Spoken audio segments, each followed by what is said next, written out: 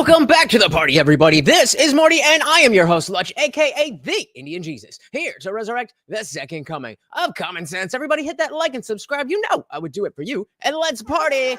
Big shout out to the replay gang. Thank you so much for coming back to watch this, even though you missed the live party, guys. That is the best part, so make sure you're here every Monday, Wednesday, Friday, 8 p.m. Eastern, and sometimes whenever I feel like it. So hit that subscribe, ring the bell, and you will never miss an Indian Jesus live party ever again. If you'd like to support the channel, head on over to TheIndianJesus.com for your very own official merch, like our Trump Revenge hoodie, only at TheIndianJesus.com. Guys, we do also have a Discord server. It is absolutely free. It's like a giant group chat 24/7. We're in there hanging out, having a great time, and it's absolutely free to join. The link is pinned at the top of the chat. Definitely come join us. Like I said, it's absolutely free. However, if you are also a member of this channel here on YouTube, you can scroll right below the video, hit that join button. There's a few different tiers here, but it starts at just $2.99 a month. Gets you members only live streams here on YouTube, all that other good stuff. But the big thing is that it really opens up the whole Discord server. So we do have our free chat, but there's other text channels and the after party channel. So as soon as we're done here, we are headed over there, and we don't got to worry about any YouTube censors or anything like that. And you are not stuck behind your keyboard. You're actually on screen with me and everybody else. It is a good time, guys. Definitely come and join us. And speaking of joining us, we got our co-host, Morty, the Overlord, in the building. Welcome, welcome, welcome. So when did this happen? This happened a month ago. So we're going back a month.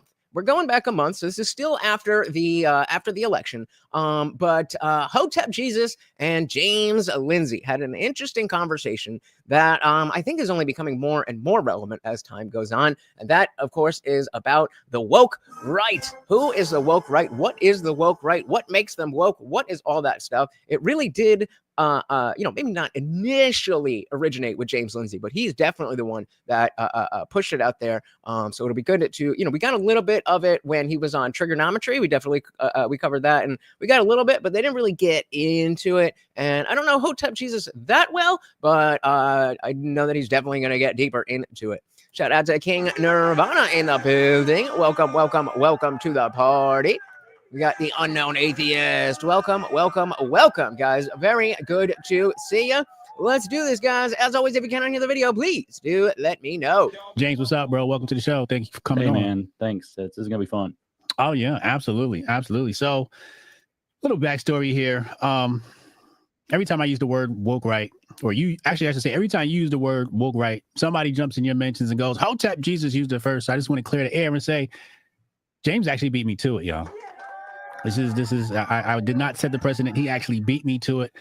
I think we use the term slightly different. I'm going to go through some of the stuff in his blog today. I mean, I'll take third spot. There's some, Hotep Jesus is a little bit out there in some ways that I don't fully understand. But he is definitely cool. But thank you. About the woke right. We use the term slightly different, but after reading his blog, it seems like we are identifying the same group of people. So I'd like to dive right into this conversation, James. Well, let me clear the air a minute then, too, since you did. Let's be honest. I didn't make up this term either. I don't know exactly where I picked it up. But I know that I saw a Christian pastor wrote a book review at least 2 years ago saying the rise of right-wing wokeism. Shout out to Kevin Johnson in the building. Welcome, welcome. Said all Jesus are number one because he is in all of us. Fair enough. Welcome, welcome, welcome, sir. So, this is a term that's been floating around in the atmosphere at, close enough for counting for a few years now. And I think based on what book the guy was reviewing, I would say that this is probably the pastor's name is Kevin DeYoung. I would say that this is very likely the same group of people yet again, but this isn't my term either. So people beat me to it too. Oh, okay. Damn. Shit. So this must be a thing then. Yeah, damn the ancients stealing all our good ideas. So what year was this that he published this? I'm thinking, I'd pull it up. I think it's 22. 22. Okay. Okay. Yeah. So it's new, but it's old, but it's not that old. Was his concept of the woke right similar to yours, or was it different, or how was that? Yeah, he's reviewing a book specifically. The book is Stephen Wolf's book called The Case for Christian Nationalism. Mm-hmm. And it's a pretty deeply critical review from this Christian saying that, what what Stephen Wolfe presents in that book does not represent a honest reading of theology, but it's an interesting and provocative idea. You know, I wish James Lindsay was a little less animated. All right, calm it down, bro. But then he points out how much of it is a mirror image of things that he sees from the woke left movement that, you know, we've been dealing with here for a number of years. Okay. Now, before we get into the woke right, we got to get into the term woke. Okay. Fair enough. Defining our I want terms. to just get right to the point here. The term woke, are you familiar with its origins in the Black community? Well, I know at least as far back. I think so. It was supposed to be like awareness. It was supposed to be like stay woke, stay aware. As far the as 2000 zeros, and I understand that it was a term that was used, you know, considerably longer ago, at least back to the 60s. Although hip was a pretty common term used back in the 60s. It kind of I'm hip and I'm cool and I'm jive. rose to cultural prominence, if I'm not wrong, in Erykah Badu's song "Master Teacher" in 2008. Because you know the refrain is "Stay woke, you know." And so, Okay, dude knows what he's talking about. Shout out to Guam Tag. Welcome to the party. Good to see you. Said Hotep is the man. All right, we got a fan. I was saying I'm not too familiar. I think I've covered him once or twice before, but I'm not super familiar with like his foundational ideas and stuff. But I'm glad to see that you like him. Welcome to the party. so it referred to being aware of, you know, racism within the police situation, and, you know, if you're going to be out in the neighborhood, be woke to, you know, the fact that there might be people who don't have your best interests in mind. Yeah, woke. Shout out to Schwab. Welcome. Said woke right are deep state Republicans that don't care about making things better. They just don't want to rock the boat and lose insider trading and all the other perks. Let me know if I'm wrong. Well, this is that's really what this whole discussion is about, because if we're talking about, you know, like the elites that are not good for America, then that typically, as I understand it, I would call that more you know, a rhino or a neocon. When I use the term woke right, which I think is similar to the way James Lindsay uses it, which I wish he would just debate Dave Smith, because they both kind of seem to have similar positions on it, but something is different. And then James Lindsay got mad. But basically the idea is that, you know, we all hated wokeness because it was identity politics. Oh, you're black, so you can't be racist, or you're a man, so you can't talk about and this identitarian thing. And so now when people are talking about, oh, the Jews are this, or you know, even I've heard a lot of stuff about, oh, women shouldn't have the vote and stuff like that. That to me is identitarian politics, but just on the right. So that's how I use it. But even them two over here are saying that they use it differently. So that is exactly what we are going to dive into. Welcome, Schwab. Be woke to, you know, the fact that there might be people who don't have your best interests in mind for very bad reasons. And then when Trayvon Martin got shot in Sanford in Florida, it became a watchword for BLM. And my reading from that point is that, of course, BLM used it, but of course also BLM had deep Marxist infiltration and elements to it as it evolved into the world, especially by 15, 16. And I've heard that it was a co-opted movement that started organically, and I've heard that that's not true, and I don't know which one of those two is true. Oh, and I don't take me as the source or the authority. I am trying to figure out just as much as you guys are. he was definitely co-opted, yeah. Yeah, that's what I thought, but I'd heard that, I'd seen the videos, you know, but you know, that's what I heard as well. Is that early days of Black Lives Matter was a you know, a legitimate thing that was for, you know, helping Black people and not, you know, Marxism and all that stuff, and it got co-opted. But you never know. You see a lot of stuff on the internet, you're never quite sure what's 100%. So The term was co-opted. The term was created by another group of people, and then these groups. Okay, so we're talking about the term woke, not BLM itself. Okay. The term was co-opted. The term was created by another group of people, and then these group of people took the term and ran with it. Right. Yeah, so I think that woke. You guys are doing great on those likes. Thank you so much. It really does help. Became this kind of slang term that came out of this BLM phenomenon primarily in 15 and really took off. And I know it didn't take off big until 20, because I was thinking about it earlier this afternoon, trying to remember. And I wrote an article saying we need to name this thing that we're dealing with in 2020 And that's the big thing, is that whatever, if you decide that this group that we're talking about, oh, that's not woke or something else, that's good too, because we want to parse this out. Shout out to Michael W. Welcome to the party. Essentially, yes, that, you know, on the far left, wokies are all about, you know, their gender identity and all that stuff. And then the far right is all about, you know, Christian nationalism and white people and all that kind of stuff. So yeah, yes, again, as the way I use it. I'm not fully sure, which is what we were trying to figure out, but welcome to the party. In February 2020, and I did not use the word woke then. I think I would have been familiar with the term, but I didn't think it was the best term to use. So there were debates 4 or 5 years ago about what the best term to use for this thing on the left was, and woke became, I think because the left started using it for themselves, but I don't totally remember, became the thing. And if I'm not, I remember in the before time, I remember being on Facebook and I would unironically hashtag stay woke. Unironically. Like I said, or you could say something, if you go far enough to the right, you get back to identity politics. Bingo. Exactly. Not wrong. The left started using it for themselves, and then we started calling them woke, and they were like, "Stop calling us woke. That's bad for us." And then it became, in a sense, the critics of the left took ownership of that word. But the black community had it, then it got stolen. And then we stole it from the left and turned it back on these people. So this is like 3 layers of cultural appropriation deep at this point. There we go. A shout out to cultural appropriation. We got to take that word back. We got to take our culture back. Nailed it. That's exactly what happened. So, you know, I just wanted to make sure we put that out there because a lot of black people, you know, feel some type of way about that. I personally feel some type of way about that, you know. So credit to Lindsay, and I already forget the name of the guy that he referenced, but shout out to James Lindsay for essentially coining the term the woke right, because this was like something we use that meant, you know, be leery of government, stay woke, right? Keep your eyes open, be aware. And then now it's like a bad thing, and it's like, damn, we can't have nothing because white folks keep messing it up, you know. So, so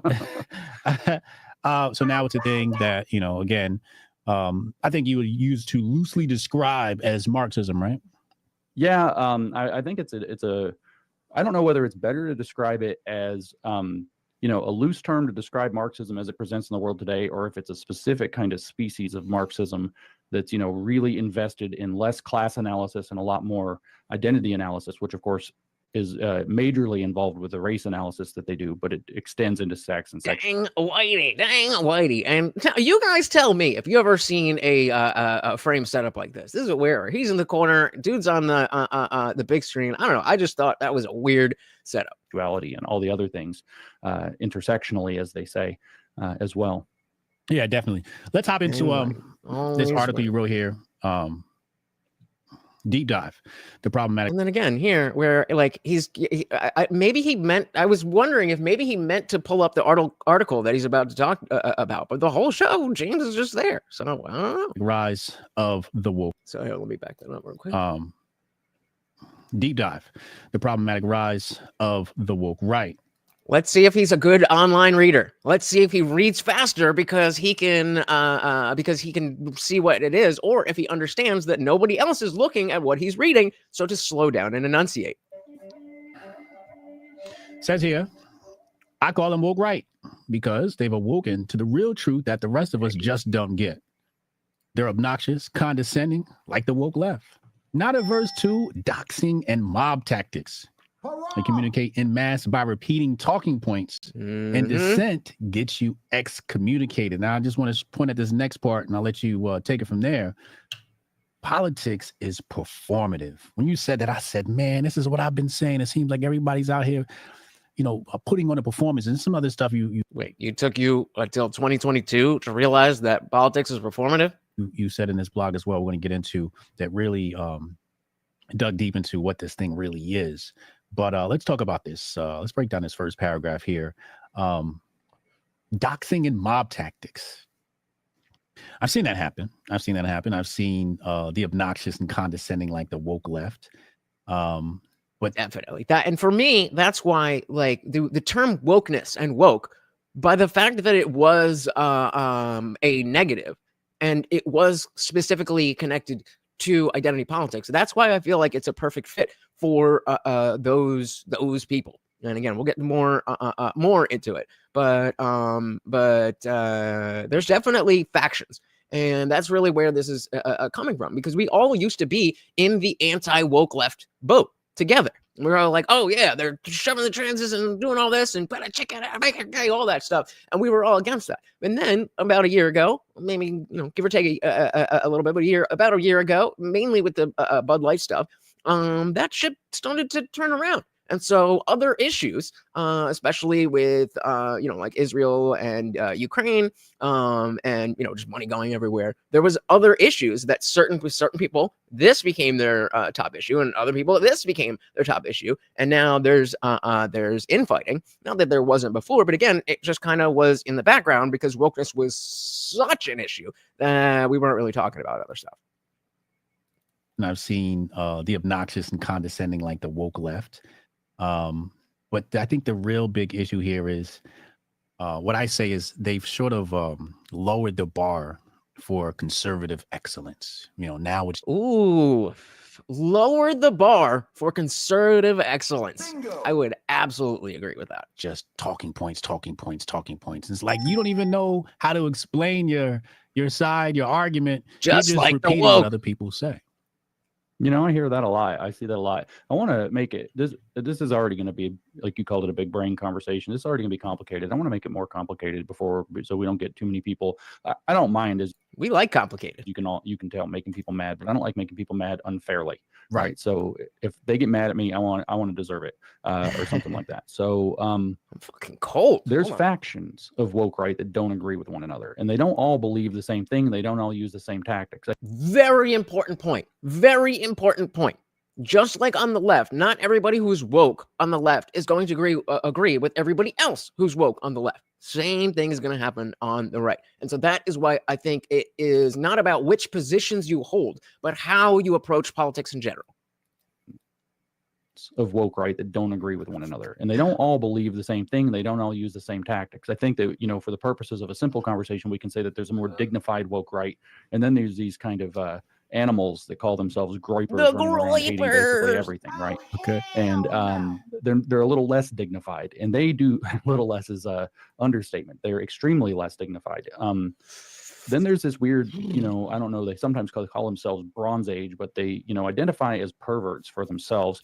And maybe that's a joke, and maybe it's not, and maybe I just don't get the joke. But these people are also pretty crude and crass and get into some pretty, weird behavior. Some of it's trolling, some of it's, being avant-garde and provocative on the internet. But then you get the swarms on anything you post on Twitter, the nasty talk, the name calling. And I mean, they're vicious with the names. And you see that there is that aspect, like he was saying, that aspect of trolling and avant-garde and just being like out there. And they hide behind the fact that, I'm just joking. I'm just joking. Like, are you? They're saying, I'm just asking questions. Maybe you are. What are you, though? Gunn said, purity testing is just a matter of how pure and what standard. Yep. Schwab said, that's funny. They call themselves woke. It's so funny to go back and get receipts of all the lies and spinning of plates with the major news networks putting out there. And well said, because, one of my big things is semantic obfuscation, taking words and twisting what they mean or their usage of them to advance your political political goals. And how they just went over woke. The word woke started out as a thing to be about awareness. And then it got co-opted. But once that happens, if it is organic, then it is not incorrect to call somebody who is getting into leftist identity politics. It's not incorrect to call them woke. There was a natural, organic evolution of the way people used woke. It is a different version than the stay alert, but it's an organic thing. And as opposed to, if somebody from the top down was trying to say, okay, guys, woke no longer means what that is. Woke means this. It was an organic thing where people were using woke in a positive way, but other people saw it differently. And that is how language changes. Well, said Schwab. Shout out to Dylan Soup. Welcome to the party. We also got TV Viewerski. Good to see you. Good to see you both. Welcome. Kevin said, okay, we have Groypers. We have Bronze Age. What else? What the hell is Bronze Age? I'm not familiar with that term in modern politics. Unless we're talking about going back to when we were mainly using bronze. I do not know what that means. Educate me, please. All right, Megan. The nasty talk, the name calling, and I mean, they're vicious with the names. The lying is infinitely bigger than the doxing. I don't think they do a ton of doxing. They do hey, shout out to M169. I am stealing this. A brilliant way to talk about the what semantic obfuscation is. So I'm going to assume that if you haven't seen Mean Girls, you've at least seen the meme. Stop trying to make fetch happen. Basically, the girl's trying to like, that's so fetch. And you know, it was a play on when Paris Hilton was like, that's so hot. And the fact is, the hot always was a temperature. And then people start, oh, that's hot. That is an organic thing, as opposed to fetch, where you're like, no, this is the cool new word. It's like that's, and I mean, you know, that's not semantic obfuscation in a political context, but same process. Well said, and welcome. Very good to see you. The lying is infinitely bigger than the doxing. I don't think they do it. Just like the woke lefties. Ton of doxing. They do a little bit of doxing, but man, do they lie. You know, I think, you know, by the end of the hour, we're all going to be working for Jews or something like that. This is one lie that they tell about everybody. I don't know where. Okay. Twitter's handles with Bronze Age insert name. A bit more return to human reproductive focus, natural organic living, but is really broad. And broad is a good word. Broad is a good word for it, because when that's how you can tell how bad the wokeness 1.0, how bad that really was, because all these people with all these different types of opinions all converged and like, nope, not that. And that's how we got Trump back. Where you get your money, but it's probably from Jews, according to them, by the end of the minute. And it's constant like that, you know, like, I'm not really. And yeah, and just the other day, what is it? Let's look. What was it? Somebody posted a meme in our memes page, which is for members only. You still have the free chat. Where is it? I don't even remember. Oh, okay. So there was somebody who wrote an article that said, yes, diversity is about getting rid of white people, in parentheses, and that's a good thing, by Emily Goldstein. And the meme was posted. Well, you look at that, it's actually, I can open this, right? And they gave this meme with it. So I'm like, okay, what exactly are you saying here? And specifically, because I'm not like a, how dare you? Oh my God, you're so mean. But I don't understand what it is that's supposed to mean. And so I said, I'm still confused with this mindset. What specifically is the claim about Jews?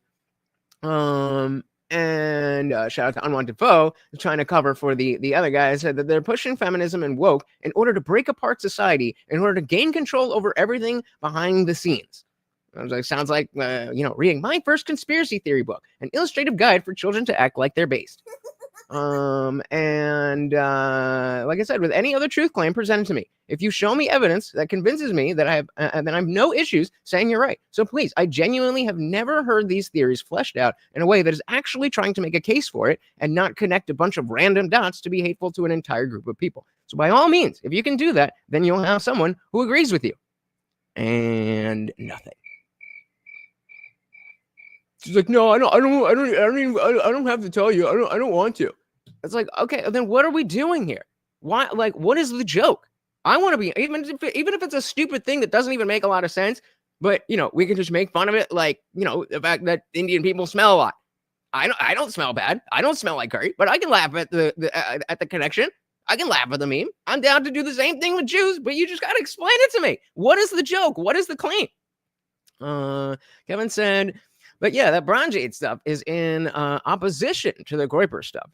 In my opinion, the natural cowboy Republicans hate the skinny incel Nick Fuentes because the Groyper stuff is more neo-Nazi Sam Hyde racist. Agreed. Agreed. And when you see, and right now we're just talking about what essentially 3 different groups, and it's getting this complicated. So that is why we definitely need to have this conversation. There's a lot of people who are like, oh, this woke right stuff, that's stupid. That's stupid. Okay, maybe, but it's only stupid because we haven't worked it out yet. We haven't worked it out yet. Once it makes sense, then it'll make sense. Shout out to Bryce Cooley in the building. Welcome, welcome, welcome to the party. And so, again, this is kind of what Schwab was saying earlier. Bryce is saying basically Liz Cheney. And Schwab is saying woke right are deep state Republicans that don't care about making things better. They just don't want to rock the boat and lose insider training and all the other perks. And so it does seem, even Hotep Jesus and James were saying they have different versions of the woke. But I would call her a neocon. I would not call her woke right. The woke right to me is people, again, who are just obsessed with identity politics and, oppression, hierarchy, and all that kind of stuff. Definitely not a good person, Liz Cheney. But personally, the way I use it, I don't think that woke really fits with her. And it's why whiteness is retarded. What does that even mean? If it's smooth brain on the left, it's smooth brain on the right. Bingo. Yep. So that is exactly what we are trying to iron out here. Because again, if we want to be talking about people who are, like on Twitter talking about, doxing and talking about the Jews and stuff, well, that's not Liz Cheney. And so if we want to say, okay, the Liz Cheneys of the world, that's the woke right, then the question becomes, okay, well, what are we talking about when people like James or myself say woke right, and we're talking about people who are identitarians? That's what we're trying to figure out. It's constant like that, like I'm not really put off by this. I'm not uncomfortable, but I hear, or read 1,000 times a day that I'm gay. I've been married like 20 years to the same woman. I'm not very gay. They just make stuff up. James hates Christians. I don't hate Christians. What in the heck? They just make stuff up. And this, just like the woke left, also associated with, the idiotic online culture war of the left. 10 years ago, it was, we hated women, or we hated gay people, or we hated black people. We hated somebody. And I'm like, I'm just trying to pay the bills. I don't have time to hate people, and it's like, what's going on? And nobody knows what's going on. And I think that's another aspect of it is a projection of hate, where you're looking at the world through a certain lens, but you project that onto other people. As if you don't see the Jews controlling the whole world. You must be, this, that, or the other. Or you must be one of them, or something like that. And so the more dignified side of this lies in a little bit more sophisticated way. The less dignified side is this kind of very gross name calling, trolling kind of thing. But I think that that's in fact a defining characteristic, is that they are willing to tell whatever falsehood they need to tell in order to advance their agenda. And okay, so see, that would apply both to the Liz Cheneys of the world and the Nick Fuenteses of the world. So then maybe for the way that I've been thinking on it, Liz Cheney is on the woke right, but she's on the opposite spectrum from the Groypers. I could definitely see that. I saw that a lot with the left, but the left is mostly just like exaggerating things. You criticize a feminist, now you hate women, and then it just goes off into some spiral. When these guys, the dignified side, you criticize them, you hate Christians, you're a neocon, you just. So again, we're saying a woke right person, according to James here, a woke right person would use neocon as an insult. Whereas I don't think that the woke left.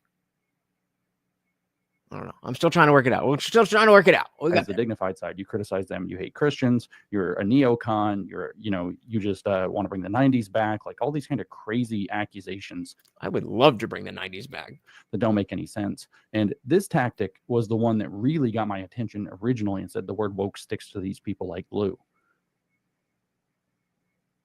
You said you think the word woke stick to them like glue, this group of people. I got to start doing that. A great way to, it seemed like Hotep kind of misstepped. He was like, are you done? Was that your, and just repeating the last line that somebody says, acknowledging what they say and putting a stamp on their point. I'm warming up more and more to this Hotep Jesus guy. Kevin said, no, she's been taken by the woke left. That, yeah, I would put her closer to the woke left, even though she's a Republican. I would put her in the woke left, more closer than the woke right.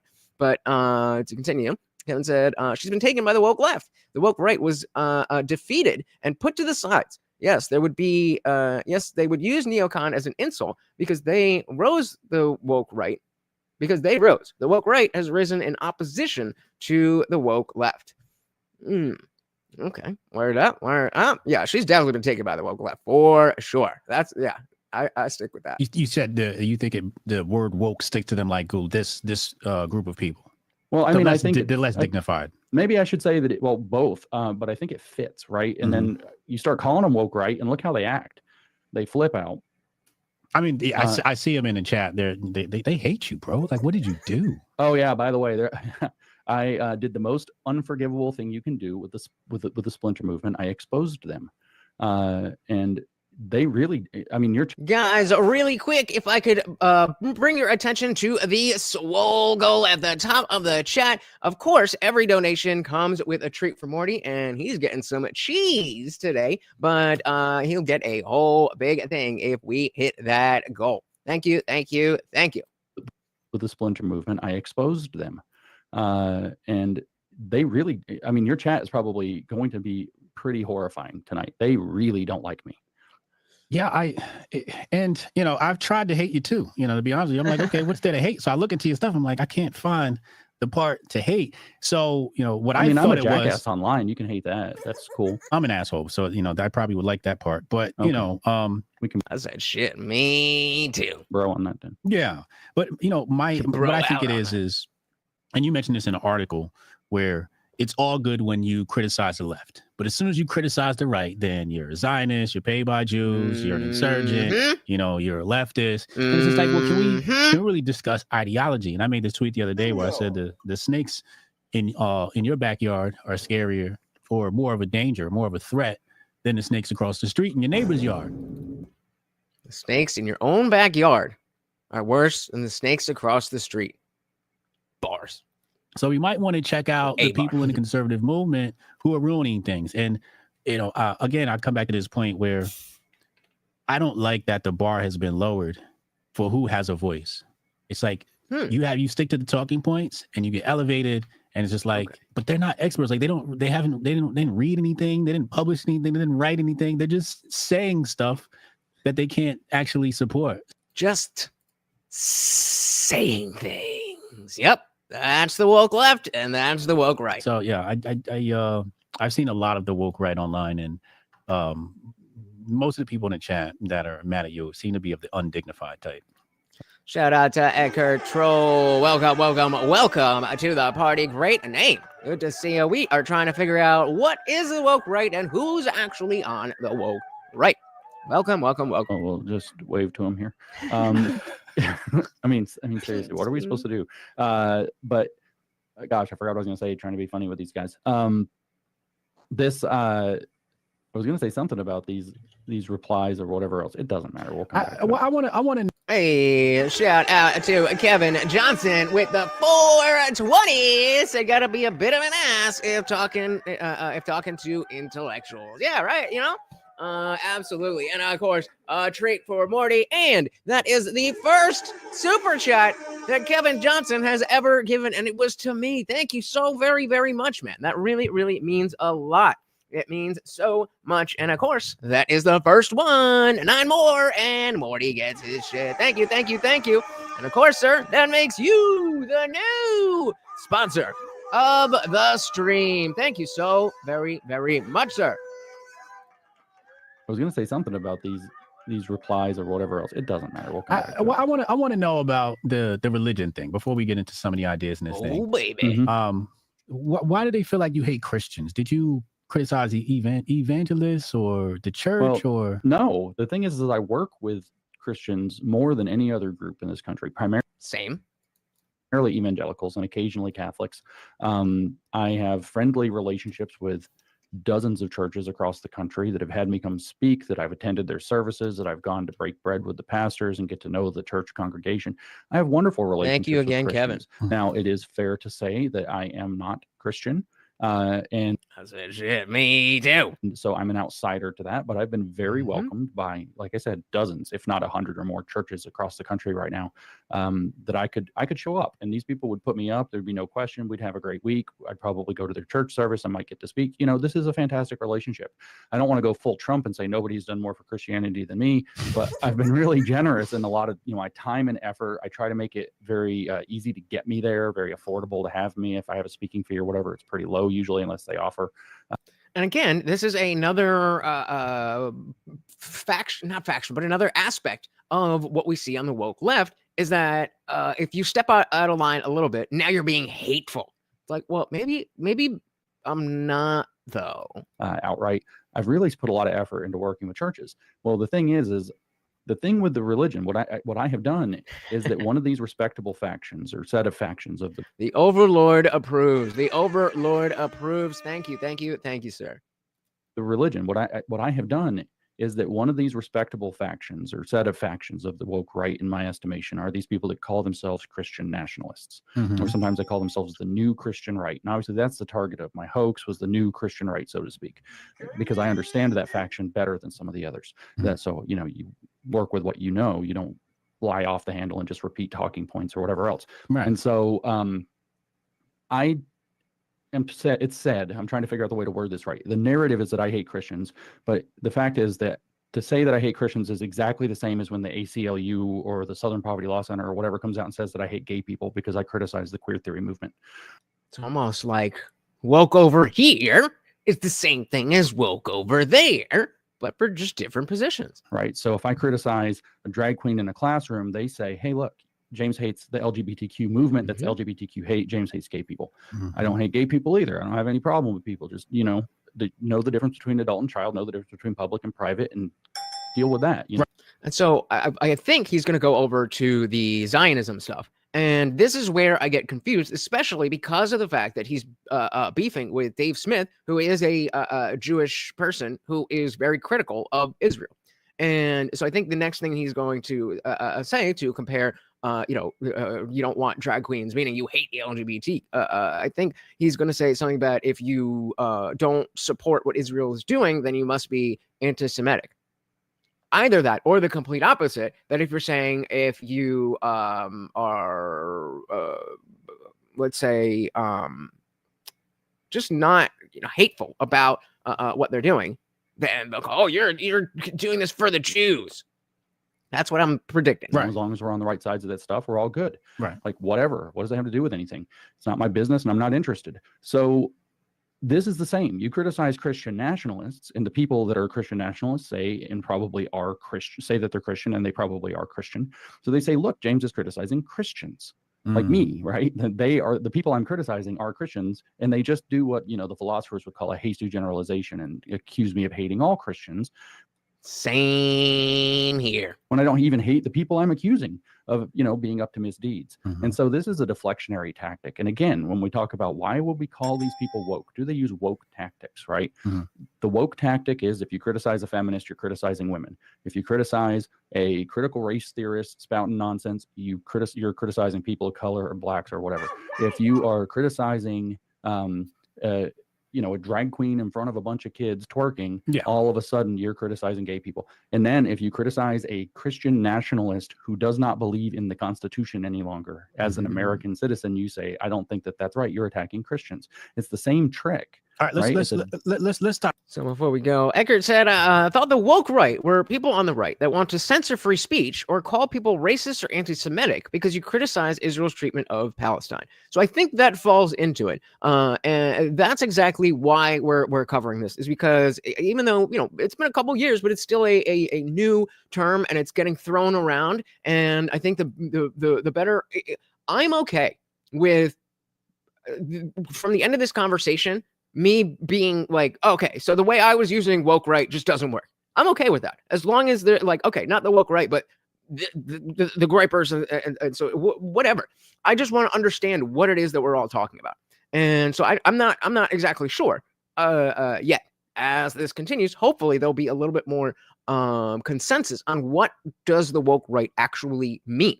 And then it'll be easier to say who is woke right and who's not. So I think I would say that yeah, this falls into it. And the other thing is that, remember, wokeness on the left wasn't just about race. It wasn't just about women. It wasn't just about LGBT Wi-Fi community. It was all of those things in different ways. So you might have a woke person who is being woke about race, so on and so forth. So I think this falls into it. This would fall into woke right. But I don't, that's not the entirety of it. I think. I don't know. We're working on it. Shout out to Box. What is good? Welcome to the party. We were just asking about you last night. I thought we lost you. Welcome. Very good to see you, sir. I could set example. Elon was censoring discussion of H-1B and calling people racist for criticizing it. Yes, I would consider that woke right. I would consider that woke right, even though I love Vivek. I mean, Elon does some, good stuff. I'm glad that he made X better. I'm sure if you drive a Tesla, you love it, and if you keep it charged and all that stuff. But I'm not I'm not a fanboy of Elon. I think he's cool, but I was a very big fan, or I am a very big fan of Vivek Ramaswamy. But he had the same position, and I think that is a woke right position. Yeah, we're talking shit. We're like, oh, thank God that loser's gone. Just kidding. I don't think that that's right. You're attacking Christians. It's the same trick. All right, let's stop right there. I want to just understand something about you. What's your relationship with God? The word that I typically use is that I'm agnostic, right? So this is a big question. We missed you, buddy. In fact, in my opinion, it's a bigger question than I know how to answer. Right. So that's agnostic. Is there a God? I don't know. Do I think that I'm God? Most certainly not. Do I think that I'm big enough to understand these things on a profound level? No, actually, I don't. So I have to accept that there is an awful lot in the universe that I don't know, that I don't understand, that I have to give respect for, that I have to defer away from. I can't just assume. So somebody would assume. Yeah. So Edgar's saying a lot of people on the right want to deport people that are critical of Israel. What? The same way we critique our corrupt government, we should be able to critique Israel's foreign policy. Absolutely. Yeah, I had not actually heard that. Like, that's crazy. That's crazy. And again, that is what we're trying to do here, is figure out what are the parameters so that we can call it out and we can say, okay, we are, especially when we're talking to people on the left, we can say, okay, that's the woke right. We're not about that. Or it's something else. If it's something else, what's going on with my camera here? If it's something else, then let's figure out what that something else is. Bugs got sick for 20 days. Oh my goodness. Well, so glad you are doing better. Dilly to you, sir. Good health. Welcome back. We are very, very glad you are good. I have to give respect for. That I have to defer away from. I can't just assume, so somebody would assume that you're an atheist, but you don't use that term. I used to use that term, so it makes it even more easy for them to understand that. But so that is, if we talk about Atheists for Liberty and Thomas Sheedy, that is the type of stuff that would really grind his gears, because he is an atheist. He's an agnostic atheist. He said, I don't know, and I don't have a particular belief. That's all that agnostic atheist means. The atheist part just means I don't have a belief. Not that I believe the negative. Being an atheist does not mean that you think God does not exist. You may be an atheist and also think that God doesn't exist, in the same way that you might be an atheist and also own a dog, but they're not related to the atheism. Obviously, the question is a little bit more related than a dog, but these words are important, and it's frustrating when people like this, who are very intellectual, they're on the right, they're doing good work for politics and for Christians, but they want to soften the blow and get rid of the word atheist, instead of demonstrating that, atheist doesn't mean that you're just this crazy, person who wants to take religion away from anybody. But I understand it. I definitely understand it. But I personally am going to continue perpetuating the correct understanding of what an atheist is. Not somebody who says, I know that no God exists. It is somebody who says, I just don't have a particular belief there. Context of the less common sense and populist, the more woke. Kind of vague, but if you know, you know. I like that. The less common sense and more populist, the more woke. Maybe more of a rule of thumb than a rule, but yeah, also less individualistic. Absolutely. TV Viewerski, welcome to the party. Did I ever say on you? I don't know. I forget about it. Double greetings to you. Said, I'm not critical of Israel. I do not want to give them money. I do not want to give anyone money. Bingo. I said, shit. Me too. Fuck Israel. Fuck Hamas. Fuck Palestine. The citizens are, not going through a great time right now, but I don't understand what that has to do with me because our citizens are not going through a great time right now. So does that make me racist or something? No. But so the word woke does not comport with what the right does, in my opinion. Well, let's see. Let's see if your mind can be changed here, because I think it fits perfectly. Whether or not it is specifically the way that I use it, or if it's the way one of them uses it, I think it really does fit. And again, if the word specifically doesn't fit, then what's more important is identifying the group and or the what makes the group. That's what's really the primary reason for me. I used to use that term, so it makes it even more easy for them to understand that. But I've backed off. I grew up in a Catholic church that I Me too. Still call myself an atheist because I'm not a little bitch. didn't enjoy. Some people assume it must have been abusive or something because of these rumors that circulate. It wasn't. Everything was fine. It was just boring for kids to attend mass. I was raised Catholic, so I concur. Yeah, it's just nothing against mass, but it's boring for kids. That's just a state of objective fact. Maybe that's good for kids, maybe it's not, but I certainly. And you guys heard the story about when we were still in the Catholic Church. I was in, I guess, middle school. No, I was, I think 6th grade. It's in 6th grade, and we were going to a typical Christian, typical Catholic church, and mass and CCD and all that stuff, and it was just boring. And my siblings and I just were not interested in it. And so my mom went to the father, and she was trying to set up a youth mass where it would just be for the youth. And fighting. He didn't want to do it, and eventually he was like, "Okay, we'll do this." But all it turned out was, instead of a youth mass, it was just a regular mass. And then me playing drums, one kid playing violin, and 5 girls singing the music. That was the youth part of it. And so obviously that didn't work, and Rabbi Mom the wrong way. That is how we ended up in the Methodist Church. Eckert said, Israel and the neocons have a plan to take over 7 countries preemptively. That's not Christian peace or America first. Agreed. In the Middle East. Yeah, I agree. I'm not about that. And I Trump says that they'll be held to pay if this, that. But I'm hoping that's his deal making.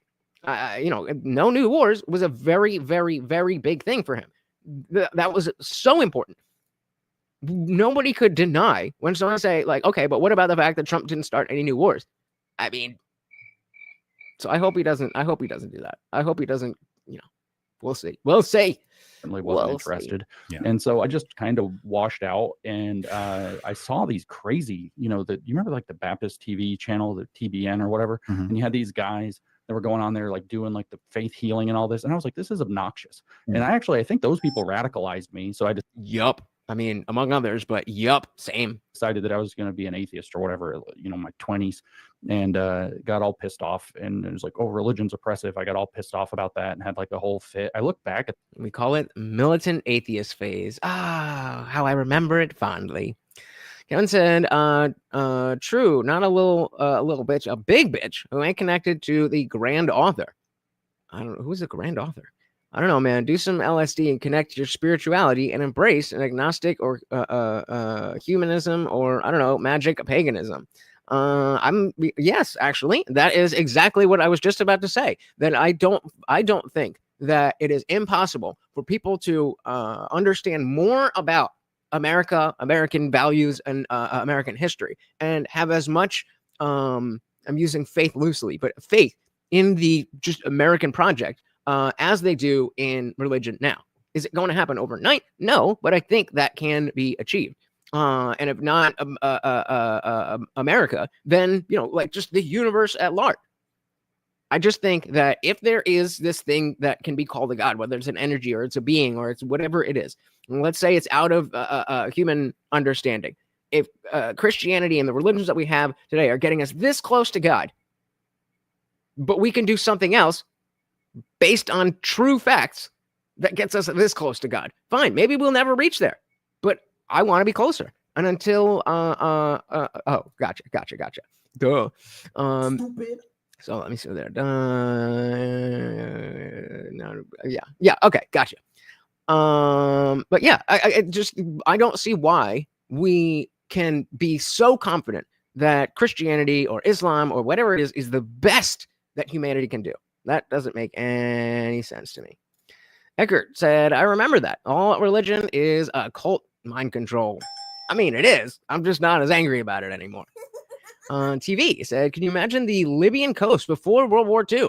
Had to be a sight to behold. And exactly, there's so much beauty in the universe that I don't think it needs to be a fake story. I do believe that people need a story to hang on to, but we can use true stories. Mox said, Trump did kill folks, though. Yeah, like Soleimani, just because he was at an airport where he could be touched, or Baghdadi when he raided Syria. Yeah, I mean, I did say, but like, first of all, we were already at war. When you get handed a war, you can't be like, all right, we're not going to do anything. But he's the only president that did not start any new wars. Did he continue wars that were already there by not letting forces, whatever was set up previously fall?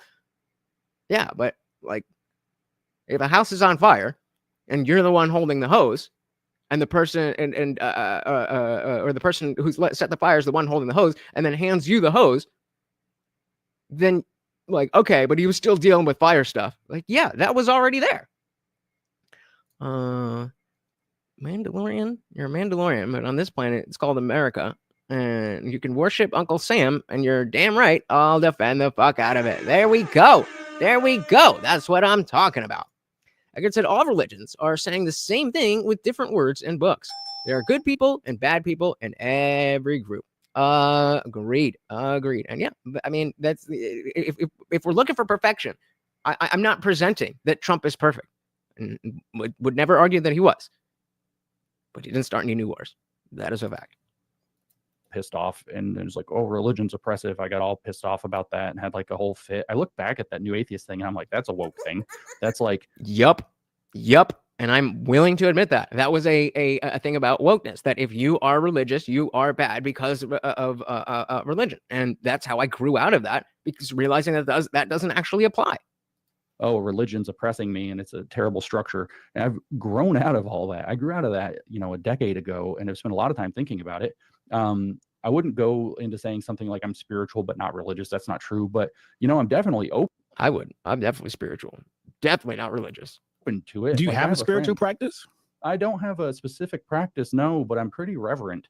I think about these things. Good word, reverent. It's a lot. And I was about to say, I have a friend whose father just had a heart attack, and she said, will you pray for my father? And I was like, yeah. And so I did. I don't know if it does anything or not. I honestly don't, but yeah. I'm going to. Actually, I don't know either, but I don't think. And if it does, fantastic. And I'm glad I helped. I show gratitude. I don't know to what, virtually every morning. Do you pray over your food? No, typically not my food. But that aspect of showing gratitude, I think that's another thing that added to the frustration of coming out of religion and being a fresh new atheist. Obviously, the initial anger is just realizing that the entire worldview that you had, you no longer believe is real. Whether you're right or you're wrong, that's what you believe in that moment. And then what was the question here? Oh, to what? Oh, giving gratitude. And then, so like, if I still use the phrase, like I've phased it out, but I would still say things like, thank God. Like, thank God this happened. Like, what God? You don't believe in God? Like, it's just I'm just expressing gratitude. It's a turn of phrase. I still say, oh my God, but I don't believe in one. Yeah, that was something that you had to realize. Okay, other people are just, you gotta take that one. Yep, that one. Trump's not that bad relatively to what we had in the recent past. Trump is great compared to what we had in the recent past, in my opinion. Virtually every morning. Do you pray over your food? No, typically not my food. But you pray in the morning. Well, yeah, I guess that's what it is. You're showing I mean, gratitude. I don't do this whole thing like Father God, blah, blah, blah, blah, Right. blah, amen. Like I just kind of think thoughts. And one of the thoughts that I thought about the woke right for like the last year Thank God for all this content. is like, I just catch myself like thinking this, like I will go out for a walk and I'm thinking, turn their hearts like you turned mine. And I'm thinking is that praying? I guess that's praying. I do the same. I've been asking the God that may or may not exist to present himself to me in whatever way, or show me a sign of how I can do that. And I don't know, take it up with him. Do I believe that it's reaching, a receiver? I don't know. But it's like, it's a thing to be meditating on that at least. It's good. It's orienting. So right? Because then I have to reflect on what happened with me to change my mind about a lot of stuff. And then I have to reflect on how I hope to see that change in other people. Yeah. Right. And Edgar's talking about Israel has the same problem we have, a corrupt, captured government. And that's why I don't want to help them. It's made pretty clear that Netanyahu is just like, America will do our dirty work. So, and of course, the ideological reasons for fighting, they don't want the fighting to stop. So why are we sending money over there? Brock said, I too went from militant atheist to more of a chill atheist. I just felt like a dick correcting everyone over phrases they use. Now I embrace it more.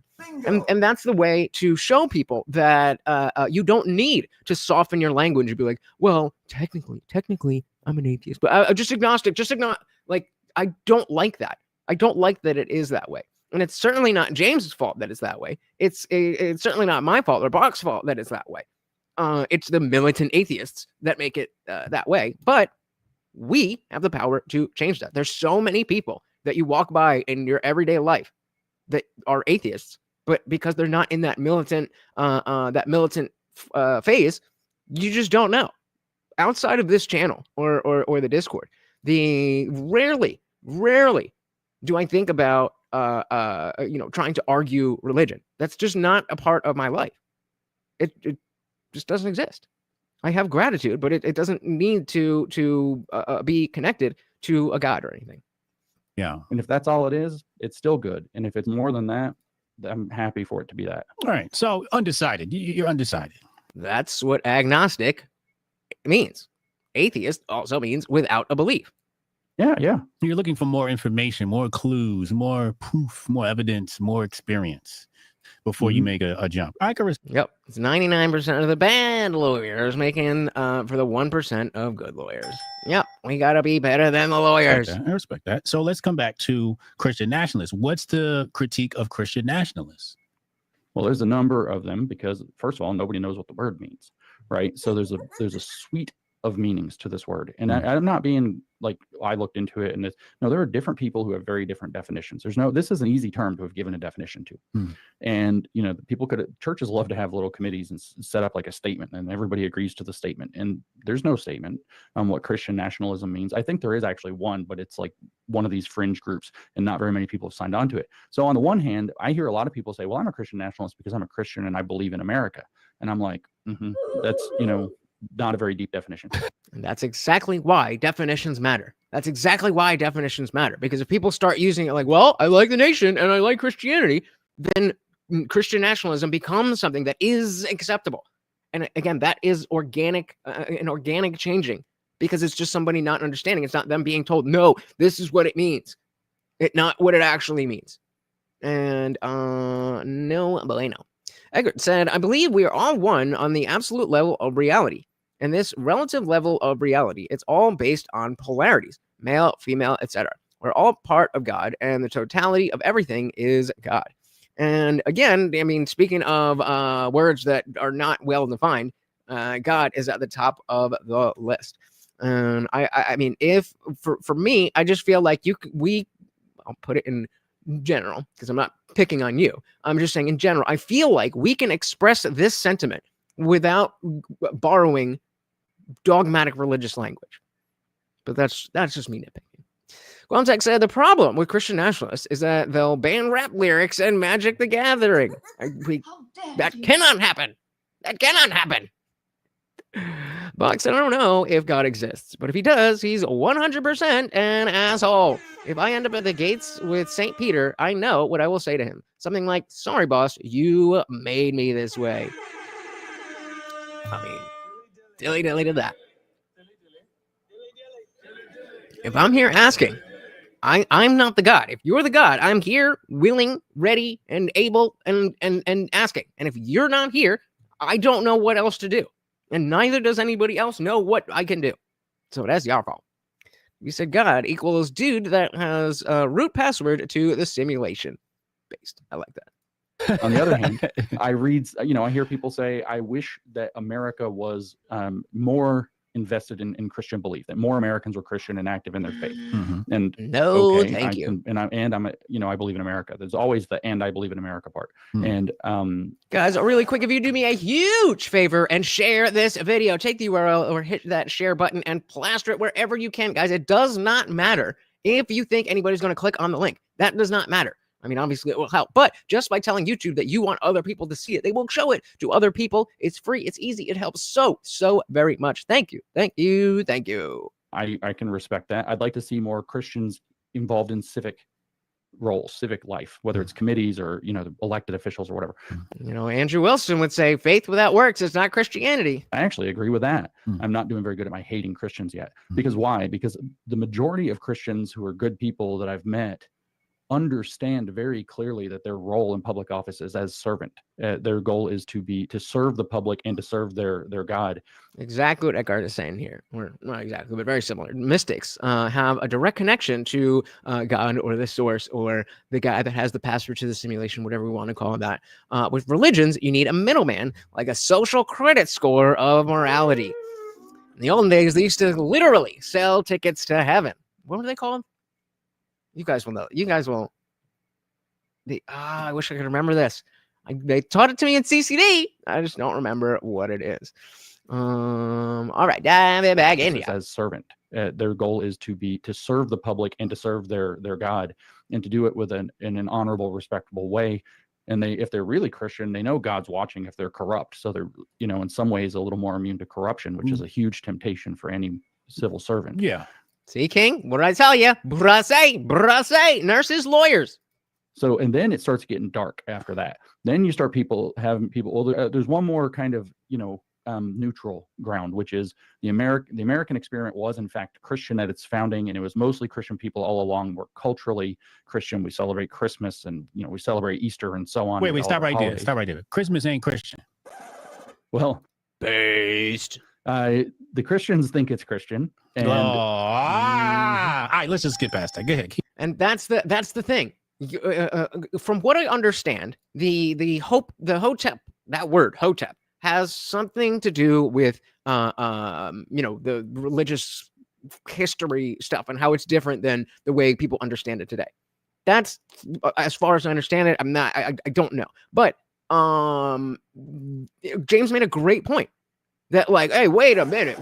Christmas is not Christian. Okay, you know that, and I know that, and James knows that. But does the average Christian know that?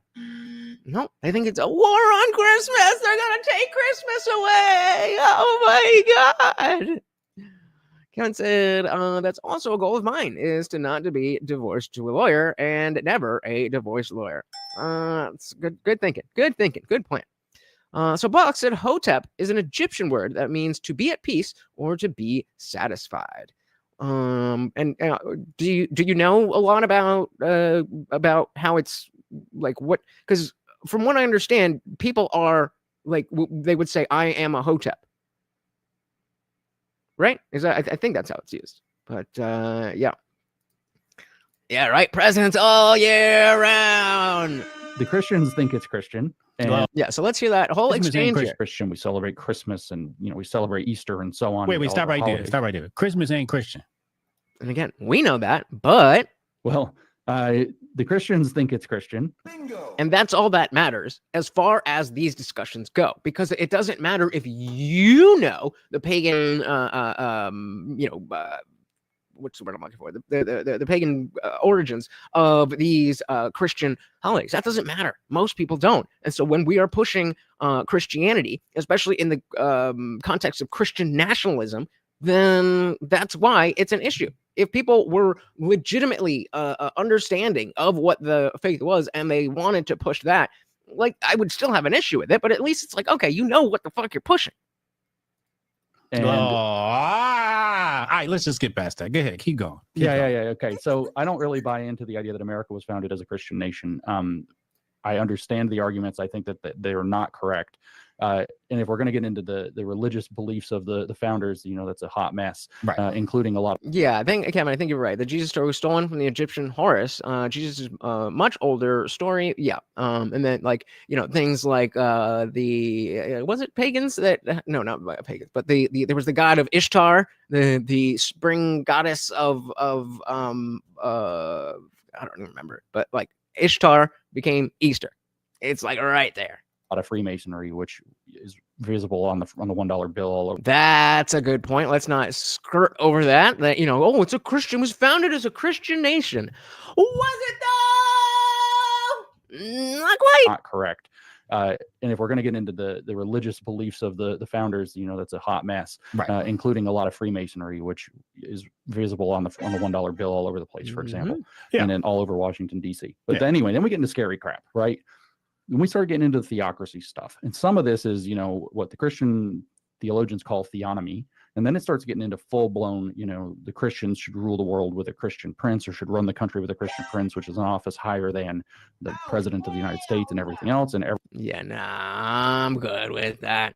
Saying exactly, lead by example instead of telling others how to be. That would be, if that was the case of how the average Christian behaved, and then you wanted to fold Christianity into politics, then again, number one, I would still probably be a Christian, and number two, then I wouldn't have that much of an issue with it. But we got the groypers, and so even your average Christian person, by inserting Christianity into the political aspect or the political discussion, not saying I have this political position and that political position happens to be informed by my faith. Totally fine. Totally fine. If you're saying I have this position because my faith tells me that it has to be this way, that's not how it's supposed to work. That's not how it's supposed to work. And then again, if what you think your faith is telling you is not even what your faith is actually telling you, then we're going to not end up in a good spot. Run the country with a Christian prince, which is an office higher than the president of the United States and everything else. And everything that the government does has to be bounced off of this highest authority, who is literally meant to be the avatar of God bestriding the earth, which I'm a little bit leery of, I think. Like our own Pope. Yeah, I'm good. And I think most people who consider themselves Christian in America would also not be for that. Bach said the founders did the First Amendment right. Let the people be. Congress shall make no law respecting an establishment of religion or prohibiting the free exercise thereof. It's the or prohibiting the free exercise thereof part that is important. Bingo. Yeah, and we just went over the vaccine debate that I did with that Indian kid, and oh my god, I tried to hit him up on Twitter, just be like, hey man, I just wanted to let you know, like I was just like, hey, how are you? And I was just gonna be like, I just want to let you know, I'm gonna be talking about you on the internet. And I was just like, hey, how are you? And his response to me, haven't talked to him in 3-4 years. And his response to, let me see exactly what I said. I was like, hey, bro, hope you've been well. Are you still making content? Would be dope to catch up. That's what I said. So I'm very curious why you chose to contact me with a question mark. I'm supposed to put a period if you're curious. You didn't ask a question.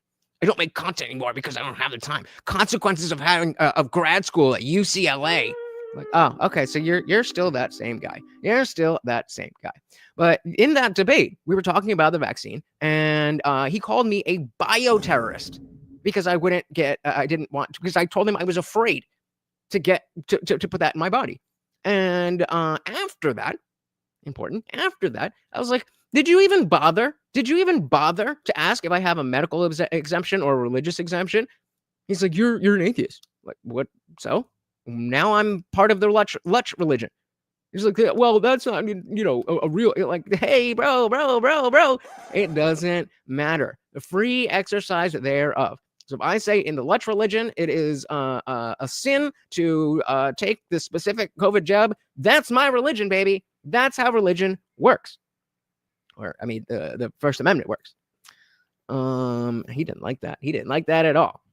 Kevin said, George Washington was the most respected man by every single person in the Union. He freed his slaves willingly upon death and believed in providence, never taking the body and blood of Christ. Eckert says, we have laws instead of commandments. As an individual, you can do whatever you want as long as you're not physically harming others. If only, right? If only. That should be the way it is. And that is the spirit of how it should be. But wokeness is messing that up. Kevin said, yep, Bucks got talking to each other. TV said, my religious exemption is the U.S. Constitution. I mean, it would be interesting. It would be interesting to see how that would play out. I don't think you could do that, but I would, be curious on the actual legal precedent and what the government would actually consider a legitimate religion or not. And it often includes things like blasphemy laws and, killing heretics and or jailing them, forced belief. And so I'm not really down with that far end of it. Mm-hmm. But when I say the theonomy thing, by the way, that means God's law.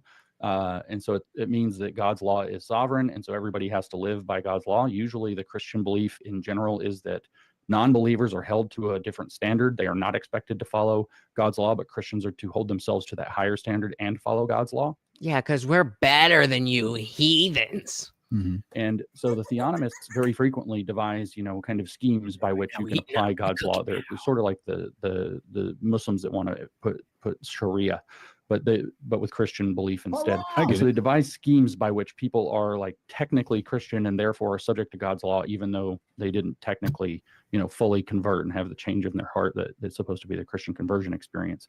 And I'm pretty leery of those people too. But when I say that, I mentioned that Christian Prince thing, which sounds like. Yeah. And Eckert is saying that, we're talking about your spirit in general, and progressive collectivism wrecks that spirit. That is why you see so much overlap. You see so much overlap with atheism and, spirits being wrecked. And it's not because of a lack of God. It's because of a lack of a moral structure. You don't need a God for a moral structure, but you do need a moral structure to be in a society.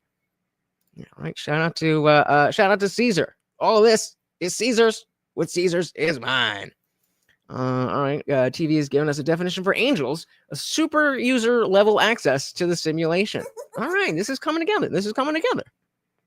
Leery of those people too. But when I say that, I mentioned that Christian Prince thing, which sounds like batshit crazy. Mm-hmm. That's in the book, The Case for Christian Nationalism, that the guy was reviewing, that this is kind of one of their gold standard books on the issue of Christian nationalism. So it's my go-to. When people say, what does Christian nationalism mean? I very frequently defer to say, this is the kind of gold standard book. This is what it says. Christian Prince, punishing heretics and non-believers and all the rest. But the book's almost 500 pages long and says a lot of things that are less crazy too. So which ones are you supposed to believe? So how do I define Christian nationalism? Only the things that go towards your political gains. I don't know. I don't know which one of those things works, but the law of intolerance says that whichever faction is most intolerant will probably win over time if you tolerate the whole thing. And then meanwhile, I've also been in a lot of trouble for saying that Christian nationalism is an op. And I got that from reading the federal government's documents about Christian nationalism. Christian nationalism is a psyop. Not crazy, but a strong statement from James Lindsay, where they've named this the true cause of January 6th instead of Trump rhetoric. It's now Christian nationalism, the thing that bound. So we can see that it works in the other way as well. As a non-believer, then I'm worried about when Christianity is being pushed on me. But the other side of that is that Christianity can be blamed for political things. And if I was a Christian, I would certainly not be okay with that. Together, all of the different factions of January 6th mayhem was obviously Christian nationalism. They profile a bunch of people that are, just Christians and say, look, they're Christian nationalists because, they prayed for the health and well-being of our nation in public. It's pretty scary. Yep, I think he was referencing the woman that got arrested outside of the abortion clinic. And so again, it does work the other way. And even though I'm not a believer, I don't want you to be persecuted for your beliefs any more than I want you to persecute me for my beliefs or lack thereof. And that is an op, because first of all, there's the January 6th Select Committee is like laying it out I can send you the document if you want to see it. It's crazy. But it's laid out, and they say that they have objectives with it. So, we've got to stop Christian nationalism from causing another insurrection. And to do that, they give 2 policy suggestions. One is to create. So before he gets into that, Eckhart's saying, I'm working on my inner religion, meaning trying to find my true self among all the voices in my head.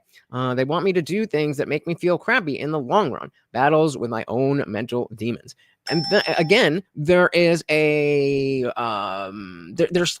something that when you leave religion, you feel like, oh, I don't have to do this anymore. That's a Christian thing. And that's bad. It means even if people are not Christians, we want them to do this kind of work so they don't turn into the crazy leftists that we see today. All right, what are these 2 policies that he's another talking insurrection? about? And to do that, they give 2 policy suggestions. One is to create greater restrictions to prevent Christians from displaying or practicing their faith in public office. And the second one is to, what boils down to, I don't remember the wording, but what boils down to is creating a surveillance system over the churches to make sure that they're not hotbeds of what the woke assholes in the federal government call white domestic extremism.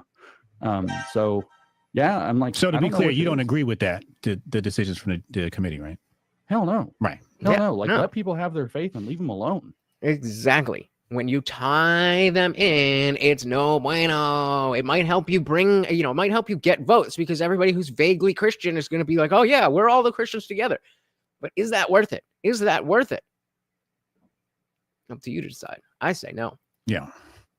And that's my whole angle, by the way, on faith, which is this country is about religious liberty. And so I'm not going to tell you how to believe, and I don't want you to tell me how to believe, and I don't want the government telling anybody how to believe. Yeah. Well, let's. That's the way.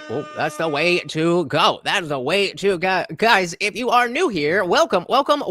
This is Morty, and I am your host, Lutch, aka the Indian Jesus, here to resurrect the second coming of common sense. I am live every Monday, Wednesday, Friday, 8 p.m. Eastern, and sometimes whenever I feel like it. So hit that subscribe, ring the bell, and you will never miss an Indian Jesus live party ever again. Thank you. Where we at here? Box said they be trying to prohibit the free exercise thereof. Indeed. Like I said, an interfaith, non-denominational church would be cool. I'm trying to bring the opposites together, not separate us more. I agree. But I personally, I feel like even the aspect of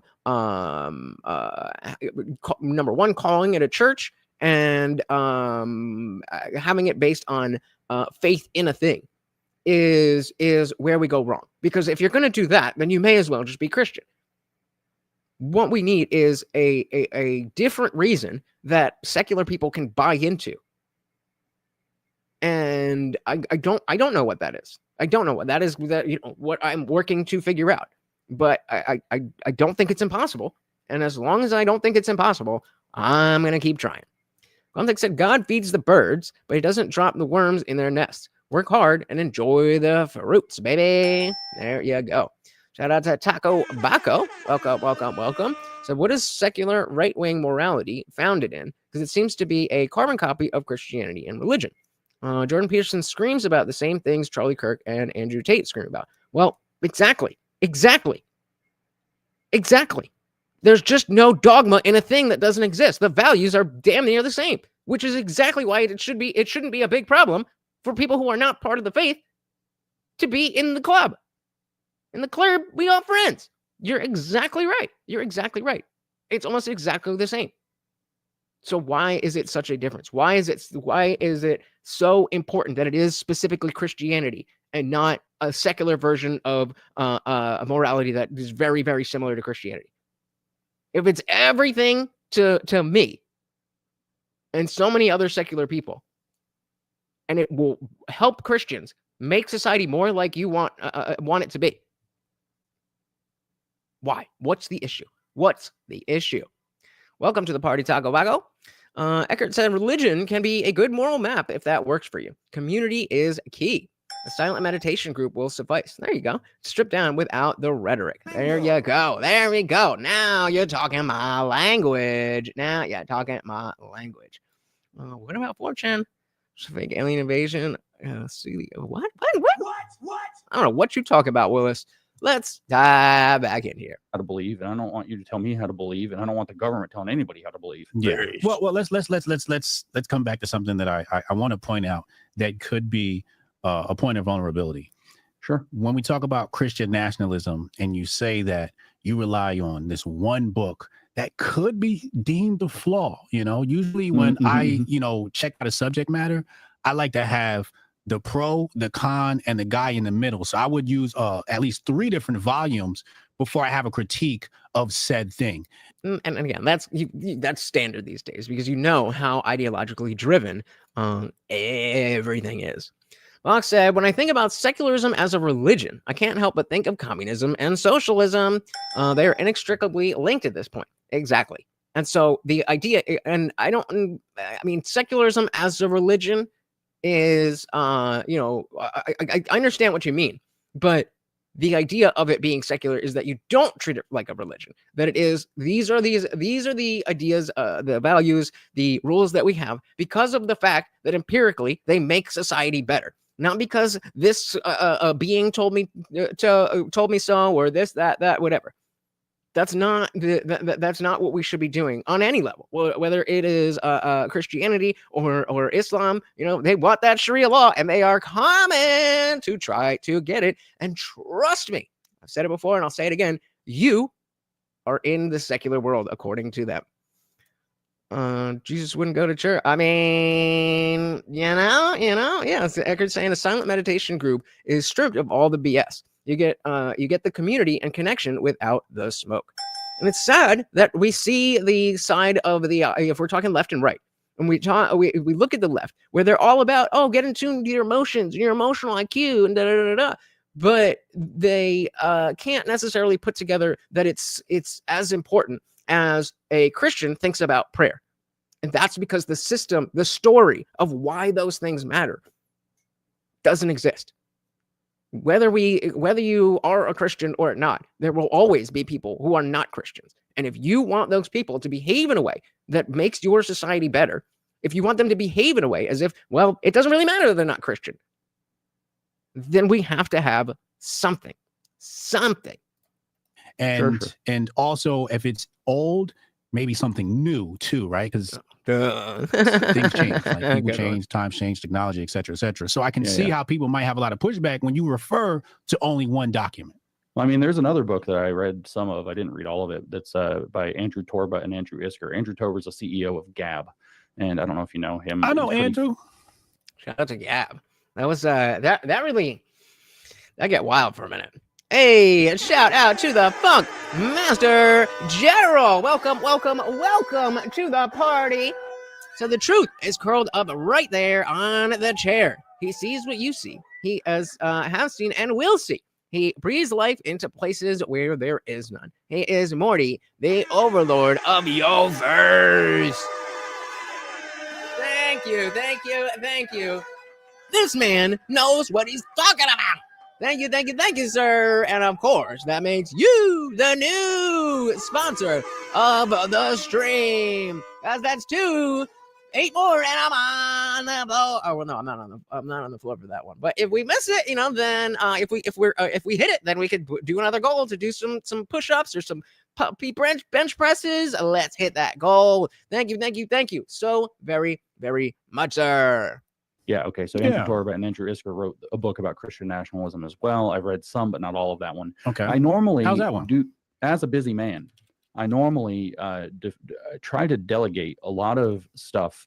Like, this isn't my bailiwick, right? My bailiwick is Karl Marx and his intellectual descendants. Right. And so I know that there are these theologians and pastors that I know. Bill Roach is one guy, for example, that's a theologian who think this is very important and very interesting, and they read all of this stuff, and I defer to them. And granted, that's risky. I can't outsource all of my knowledge to them, but Bugs like, oh man, I can't. He's too cute, and gives the membership. Thank you, sir.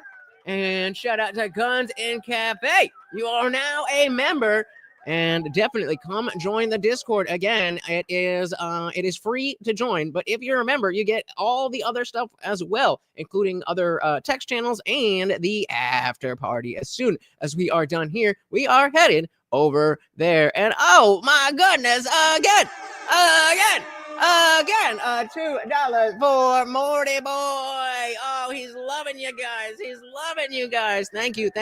Thank you so very, very much, guys. Very, very much appreciated. All right, when we get you want to come over here, bud? No? Okay, all right. Damn, what are you getting scared for? Whenever we get a bunch of donations, I like to jump right back in to say thank you to you guys.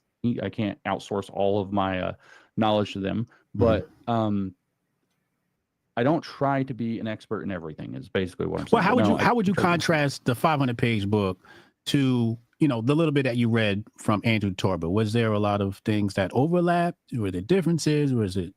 I mean, they're actually pretty different books. Is this going back to what I was saying about the Lutz religion? Again, saying I found a test for one, sincere, and two, religious belief regarding vaccination are questions of the fact when accommodation is sought. Courts, however, do not sit in judgment on belief and and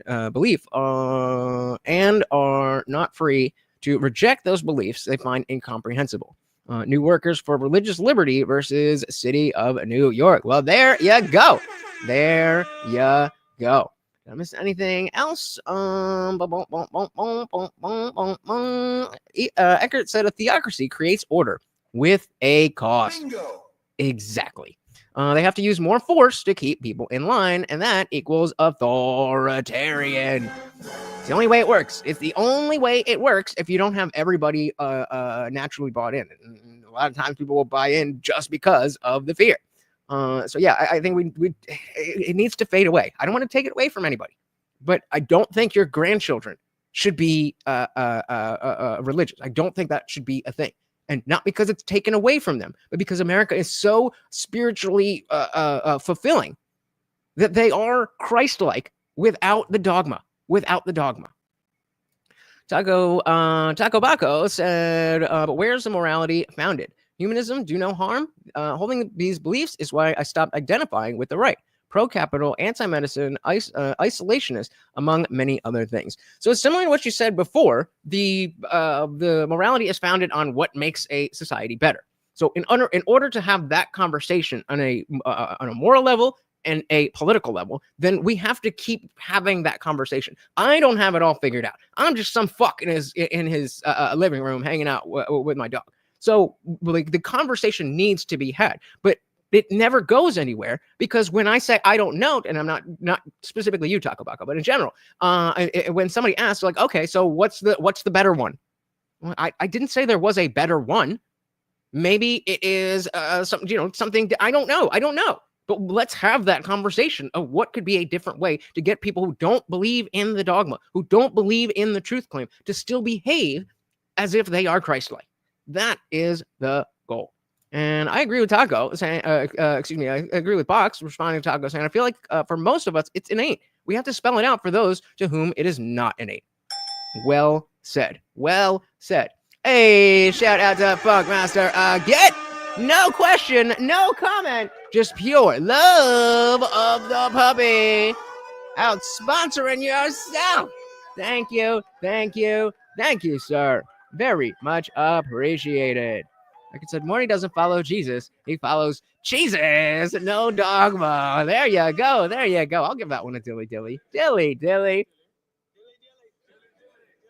That's a good one. All right. Thank you again, Funget Master General, the sponsor of all sponsors. And that's 4, guys. One more gets us halfway there. Thank you, sir. Overlap? Were there differences? Or is it?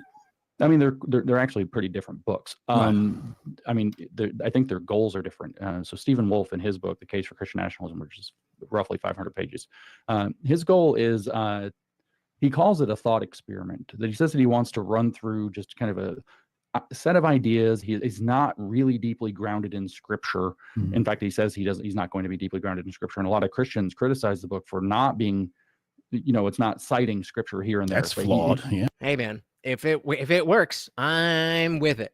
Y'all know that I'm not watching anime anytime soon. But if it can get our goals where we don't need Christianity, but everybody is quote unquote Christ-like, I'll do it. But prove it first. Yeah. Well, he sees it as a work primarily of political theory. And, I'm not going to jump up and down about this. I'm just going to take his book as it is. But a lot of Christians have had a huge issue with that. Can't do that. Yeah, you can't do that. You can't, I tend to agree. You can't claim Christian nationalism and then just discard the Bible. No, you've got to adhere to the Bible. Yeah. I mean, I think that's. Yeah, I'm not about that. And just to clarify, guys, we do have plenty of little pieces of cheese that Morty is getting, but Morty gets one of these with the goal, and if we hit it, then I'll do a swole goal for some push-ups. Called the foundation, and if you're going to build a building, you build it on the foundation, not somewhere else. Right. But, yeah. So Torba and Isker's book is it's smaller. It's a lot lighter in reading, and it's just kind of a historical survey in part, talking about how the history of America has always been rooted in Christian ideals and Christian patterns and motifs. And it's kind of a general argument that the country would be better off living up to that so-called Judeo-Christian or Christian heritage. I think more specifically, especially with Andrew Torba, Christian heritage. Okay, so I'm a little confused on whether this Andrew Torba guy is saying essentially what I'm saying, or is saying that we need Christianity specifically. I'm a little confused on what he's saying there. Eckert said, we have a left brain and a right brain, and to be balanced, you need both to be working together. Liberal and conservative work best together. One isn't good without the other on its own. Well said. Hey, look who we got. Hey, I'm in the building. Welcome. Said Jesus was not a Jew. I know thy works and tribulation and poverty, but thou art rich, and I know the blasphemy of them when which say they are Jews and are not, but are the synagogue of Satan. All right. I guess Jesus was not a Jew then. Tagabaga said innate sounds like not being able to explain your beliefs. Yeah, well, exactly.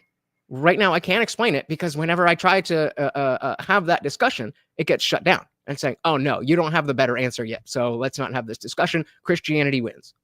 That's usually how it goes for me and for many others. And said it's transliteration. All right. Thank you very much. Eckert said conservative is the brakes on a car and the liberal is the gas pedal. I like that. I like that a lot.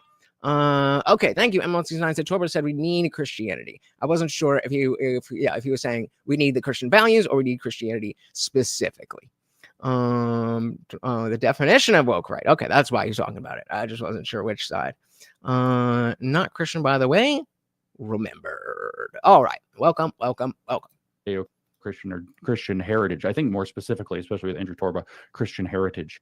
But it's a much lighter read. It doesn't take the kind of swings to the fences that Stephen Wolfe takes, which is kind of surprising knowing Andrew Torba, because he's kind of a swing to the fences kind of character with Gab and some of the free speech stances he's taken through owning Gab. But it's a much lighter. What do you think his goals are? If you had to take a guess? If I'd put it together, we were still talking about Gab. I would have automatically. Oh yeah, of course. With Christian nationalism. Wait, what was the question? But it's a much lighter. What do you think his goals are? If you had to take a guess with Christian nationalism. Whose? Kills and Jews. Torba. Yeah. At the time when he wrote the book, I would say the book reflects kind of one of these kind of middle positions that we were describing on that kind of sort of spectrum earlier. Mm-hmm. And so maybe that's what it is. His posts and the articles that he writes for Gab, for whatever reason, I don't know how I ended up getting the Gab newsletter, but I get the Gab newsletter in my email, and I don't read them all the time, but I read them some of the time. His vision seems a little bit more radical now. And in particular, his vision includes that it's time for us. This was an article I read about a little over a year ago then in the email newsletter I got, which is I never even made it there. Like Twitter was always free enough for me. Like, I didn't have any crazy ideas that were getting like blah, and I have stuff that would be like, oh well, you're supposed to say this and stuff, but it was whatever. Box at an 8 means it's come natural without thinking about it. But I can explain the reasons too. The reasons come after the initial notion. There you go. Yeah, and agreed. So not being able to articulate them is an issue, but in order to be able to articulate them, it's not like somebody just sat down one day. It was like, all right, here's Christianity, done. It builds over time. It has to go, there's still, that's a reason why people still do Bible studies. People still go to church and talk about these things because it's ever evolving. And so if we want something adjacent to that, and again, that would be working at the same time. So you could be a Christian or you could not be a Christian, and you could be in this group where you just think these values are good, and that progressivism and woke left or right sucks. I think that fits. It's called balkanize and build, right? And so the idea is wait, what? Balkanize and build. When did this start? When did this drop? It's over a year ago. Wait, this sounds familiar. Balkanize and build. Balkanize and build. And maybe we can find it. I don't know. Gab. Okay, I'm sorry. Balkanize and build, the path forward. It sounded really familiar. It sounded like it sounded very familiar. Does anybody know what that sound effect was supposed to reference? After the red wave failed to materialize after the election in November of 2022, so it's 2 years old. All right. And so his answer to that was, it's time to balkanize the country, at least culturally, and build. Path forward, balkanize and build. Voting harder isn't going to cut it, as the last election just disproved. Mm-hmm. He says we have to build. The existing system will collapse. It's not a matter of if, but when. When that happens, we need to have Christian infrastructure in place to fill the power vacuum. The Amish have had it right this entire time. Their communities are growing and thriving. They will continue to do well. We must become a form of neo-Amish, building sovereign communities and families away from Babylon. Technology is okay and a good tool. It is something we can use to our advantage to communicate, to build, and to engage in commerce with one another. We are the new pilgrims. We must move to deep red states, push them further right, build and secure a future for our families. Forget politics at the national level. That rigged game is over. Focus on state and local elections, not what is going on in DC. Conservatism has failed. Okay, so some there and some not so much, but I am with Box. I'm definitely down with building. Yeah, I'm gonna move houses by hand. No, thank you. What? Over my head. Sorry, I'm too dumb. I don't know what you said. It's on state and local elections, not what is going on in DC. Conservatism has failed. And I'm interessante. Okay. Yeah. So when I read stuff like that, excuse me, how many men would you say is worth Morty? I'm like, well, maybe his views are a little more extreme now. How do you interpret that? Unwanted foe said, speaking of the Amish, the X post I just dropped. If you would have wait, hold on. No, we can't play the music, but we're bumping. And so if you see him doing donuts in the parking lot, there's no better place to learn. I might swerve in that corner wall. Boom, And she go.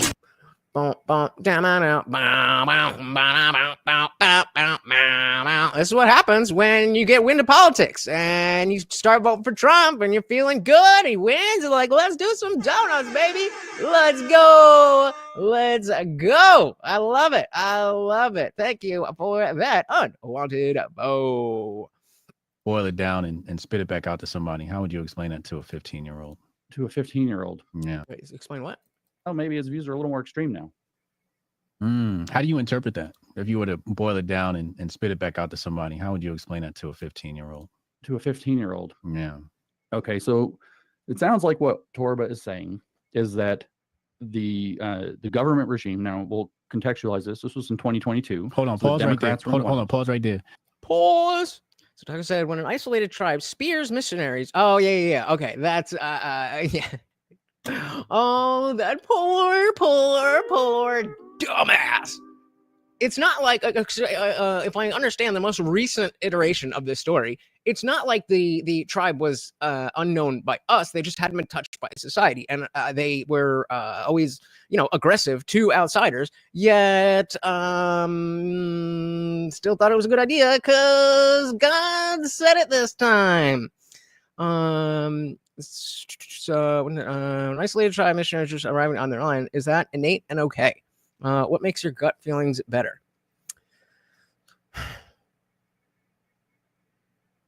I would say no, that's not innate because it's coming from God. It's God telling me, like, he didn't just up and decide. Something told him that it was his mission from God to go and spread the Bible there. So no, it wouldn't be. Did I not finish what you said? I did. I'm going to assume you're not talking to me. Buck said the Amish are good people. I actually think moving the houses by hand is pretty tight. I mean, it's pretty dope, but I'm not built for that. Hey, shout out to Unwanted Foe for the Overlord. Guys, 3 minutes left. 3 minutes left. We can get him that whole slice. The whole slice. Beautiful, beautiful, beautiful. Thank you, thank you, thank you so very, very much, sir. Government regime. Now we'll contextualize this. This was in 2022. Hold on, pause right there. Hold on, pause right there. Mods in the kick chat. If people are spamming the same thing, just ban them. You can give them a 24-hour ban. If they're acting weird, just ban them. I don't care. They're not going to stick around anyway. So just feel free to just smack anybody over the head with the ban hammer. I'm sorry. Go ahead. No, I love that. Eggert said progressives think they know what will make the world a better place, and Christians think they know, but to get there, they would need force. Both are ideologies that lead to more total control. That's the fact. That's a fact. Shout out to Box with another $2. Thank you, thank you, thank you. And Morty very much appreciates. Thank you so very, very much. Oh my goodness. Under 2 minutes. We got four more, and Morty wins. Oh, okay. So you're saying you're talking about what the tribe did. So, yeah, absolutely that's innate. If somebody you don't know if somebody breaks into your house, what are you going to do? Like, hey, I wonder if you're here for, did you bring me cookies or no? You can be like, yo, what the fuck are you doing? So absolutely that's innate. Absolutely that's innate. Am said no, the tribe's action comes from a pattern recognition and self-preservation, which comes from inside. So yes, that is definitely innate. Eckert said, did we miss another part of this? So he's saying progressives think they no, both ideologies lead to more total control. Roughly live and let live is a better way forward. Bingo. A libertarian model. I love it. I love it. Hey, shout out to equality and deference because vagina said, and the tribe is Jews, right? No, it's not Jews. God damn it, you people are incessant. No, I'm just kidding. But welcome to the party. Very good to see you. Buck said, oh no, I act weird all the time. Don't ban me. I would never ban you, brother. TV said enlightened self-interest. Bingo. Whoops, dropped my flashlight. All right, diving back in here. Just smack anybody over the head with the band hammer. I'm sorry, go ahead. No, I love that. I feel that in my soul sometimes. Yeah, so I would tell them, first of all, let's remember that the Democrats were fully in power then, and that there was this widely predicted red wave coming. Mm-hmm. Lots of Republicans were supposed to win House and Senate seats. That did not materialize. The Senate ended up falling by 1, and then the House was a narrow margin, but not kind of a very safe margin to the Republicans. Quality says, you say vagina almost as well as Trump. It only works in the context of your name. Equality and deference because vagina. And so what he's saying is look at the federal politics situation. He said it's himself. It's a rigged game. It is not going to allow conservatives in any longer. So what we have to do is a radical. Wait, but you tolerate furries in what context? Tolerate that they exist? That is literally live and let live. If you don't want these people to exist, that's you not letting people live. You live as not a furry, and they live as a furry. Now, if we come to pushing this on children, obviously we agree on this. But live and let live is specifically what you are the one saying. I don't want to let people live. So it's a farce if you won't buy into it. But there's nothing innately stopping people from doing that. That's a form of innate morality. It's a form of it. I wouldn't say that is a good structure for what we should build our civilized society on. But yeah, people come into my house and I kill them. That is a form of innate morality. Yeah. Like I said, tribes are based on evolutionary biology, gender roles, just like all other animals. DEI is anti-biology. Bingo. Yep. And yes, equality, you do have a great name. I can't argue with that. It is not going to allow conservatives in any longer. So what we have to do is a radically different plan. We give up on national politics, and what we have to do is consolidate our power where we have it, where we can get it. So we're all going to move to deep into the red states. We're going to get into the deep heart of, flyover country or wherever that happens to be. And then we're going to build intentional communities around our values and concentrate political power there as kind of refuges and bastions and castles up against the national politic, which is turned against us. And it started with voting harder is not going to get out of this. I just Googled this. What's the joke? I don't, oh wait, here. I don't get the joke. Why do these all go over my head? Why is this funny? Why is this funny? I don't get it. The national politic, which is turned against us. And it started with voting harder is not going to get out of this. Get us out of this. So we're not going to worry about trying to figure out how to get, say, Trump in the White House again come 25. We're going to put our energy into state and local efforts, and we're going to collect ourselves. We're going to move out of California where we can't win. We're going to move out of New York where we can't win. We're going to move out of New Jersey where we can't win. And we're going to. True. And said that they're going out in public scaring kids with tail butt plugs, and that is a personal choice that can stay in the bedroom. I'm not walking around in a body stocking. And that's fair, but what is the legal thing that you want from that? Because it's live and let live. So you may not like a thing, but as long as you're not hurting you, I don't know why if somebody's in a furry costume, I don't know why that would lead to a child understanding that they have a butt plug, unless you told them it was a butt plug. Or like their school or TV told them it was a butt plug. And again, then we agree on the issue that there is harm. But if there's no harm, then I don't like it is not harm. He's building a cult. Aren't we all? And Claudia said, I don't get it either. All right, at least to this one, I don't get what the hell you guys are talking about with the candles. M09 said, people got mad at me when I answered the what if I find on top of your refrigerator. What will I find? Sorry, take that too. People got mad at me when I answered the what will I find on top of your refrigerator if I break in with broken fingers. People took offense. What? Why? You would find plastic spoons, a refill for my soda stream, a bunch of paper plates, a bunch of to-go cups, and then a bunch of plastic cutlery. I don't understand why people would be take offense unless they have some weird shit on top of their fridge. Taco Bago said, I think everyone from my school is against it, and the reason for my depression. Against what? I'm sorry to hear that.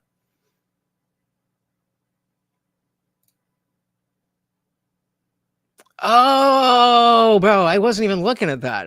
Okay. I thought I was trying to, I was like, are these like it looks like bath salts or like they all sell these supplements and stuff. I thought maybe that's what it was. So the candles. Okay. Yeah, no, it says herbal supplement. What the fuck are you talking about? Herbal supplement. These aren't candles. They just have a bow on them. I was right. Yeah. All right. Fox said, let's not talk to kids about the butt plugs. That feels innate to me. Bingo. Exactly. If you see somebody with a butt plug walking around and it's a tail, then it's okay to just say that, oh, that person has a tail. It's not real. They're just wearing a costume. Why does that need to go any further? Shout out to KitchenAid. Okay, well, that's why I wasn't understanding, because now we're all on the same page. Quality and Deference said, I have a severed head on top of actually, chill. Am said, because allowing degenerate behavior, encouraging increased degeneracy. Anything sexual should be private. Furries are a perversion, and that's perfectly fine for you and I and everybody else to think that. But if you want to, again, the question is, what law then are you talking about?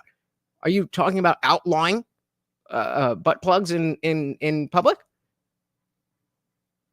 That's what we're talking about, laws.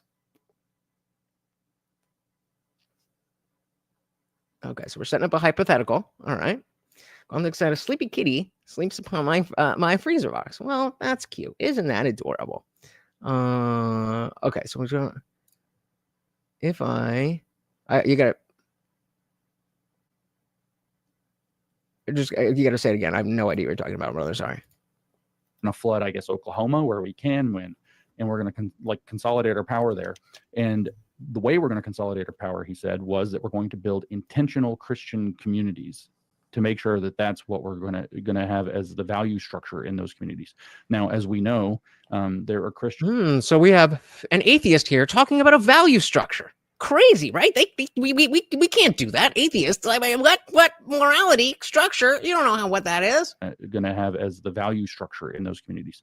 Now, as we know, there are Christians and there are Christians, so it's an open question as to who those are going to be, or whether they're going to be the same. Is, all the Baptists going to go to Oklahoma and all the Presbyterians going to go to Idaho? Like, where are people going, right? Or are they coming to the same places? That's not answered by this. So we don't know if these are going to be kind of one denomination, multi-denomination, but we're going to collect our power. And this is a program that actually has you can hear his despair too. Conservatism has failed, blah, blah, blah.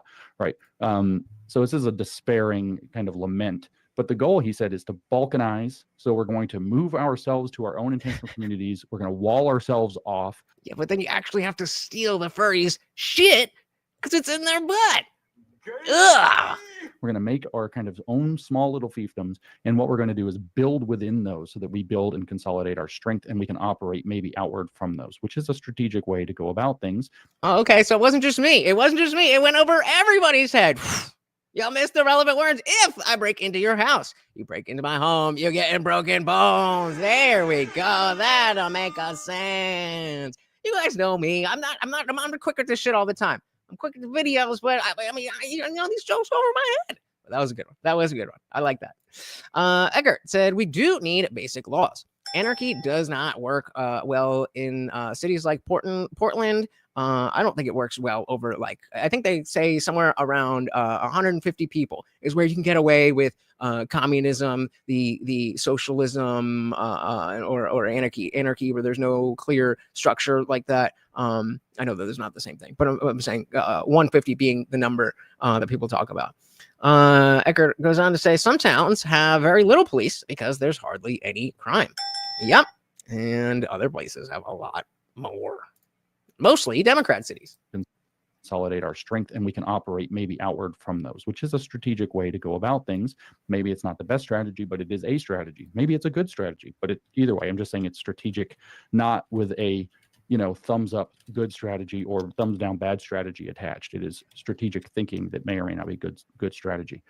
That, what I would tell you now, that's a 15-year-old. What I'll tell you is the fact of the background knowledge that I have is this is a program that was outlined in a book in 2009 called The Big Sort. And I'm trying to remember who wrote The Big Sort. That was used to be able to The Big Sort or The Big Short? The Big Short was a financial movie. Called The Big Sort. Okay. And I'm trying to remember who wrote The Big Sort. I used to be able to just rattle that off. I processed a lot of information this week. My brain's a little. No, I get it. So let me hop in right there. Yeah.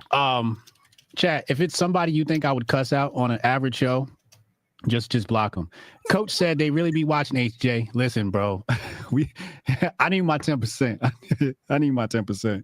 Anyway, I don't really see nothing wrong with that. Would you agree with me? I think that's it's a solid plan that Alex has there.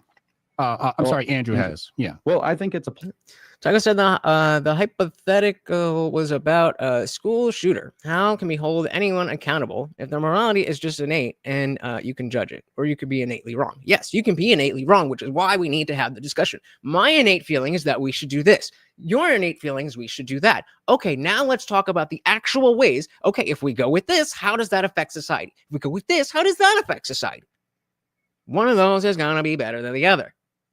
There you go. Box said, Michael Malice, shout out to Michael Malice, is an anarchist. He can explain it well. It's like being a libertarian, but more hardcore. Yeah, I mean, I think I question whether like he's genuinely an anarchist or if he's just trying to be in the position that is most against the government being able to do anything. Because I don't, anarchy would not work. Like it just would not work. I agree the government is bad.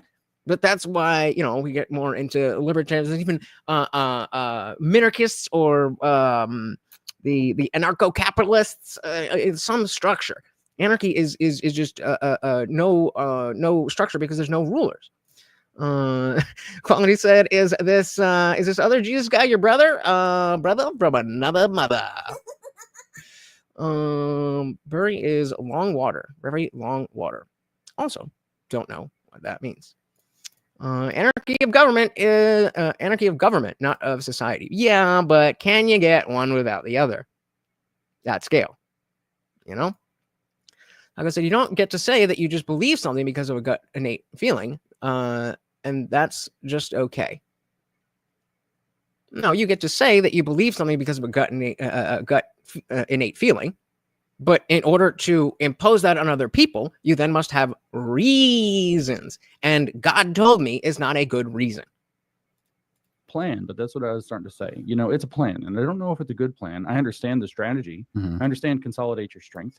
I also understand that what you're doing then is creating, you know, electoral supermajorities in, say, California, New York, New Jersey, or whatever, and seeing. Shout out to NJ. And so we need basic laws that apply to everyone, no exceptions outside of actual immutable characteristics, like having a real disability that could impact legality of something, not just because you're a bitch. Agreed. Great. And that's, you know, that's why, again, when we talk about the woke right, they are looking at only immutable characteristics that don't affect how the law works. Eckert said, if you're a Christian and you support carpet bombing Islamic countries because they don't believe what you do is beyond woke and not Christian, that's playing God and the world police. Great. No new wars. Well, I don't think it scales. It scales well, but that's kind of the point. Yep, you got it. Long as opposed to short in the market, which is how. Okay, I'm gonna assume you guys are talking about something I don't understand. Hey, we got Shooter McGavin. Welcome. Taking a break from the links to come through. Welcome. Very good to see ya. You know, electoral supermajorities in, say, California, New York, New Jersey, or whatever, and seeing how New York and New Jersey moved in this last election, that might not have been the best strategy. Imagine if all those conservatives who moved to Tennessee and who moved to Oklahoma and who moved to Florida had stuck it out in New York, and how, you know, it wasn't close, but it was closer than anybody expected, or if they'd stuck it out in New Jersey.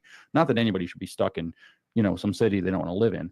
So I get that. So I need to get out of Jersey. So Tonga said that's called humanism. That's primarily what I see from left-leaning people. It's what converted me. Same. The issue is that not everybody is willing to do the mental work to understand the reasons why humanism can work.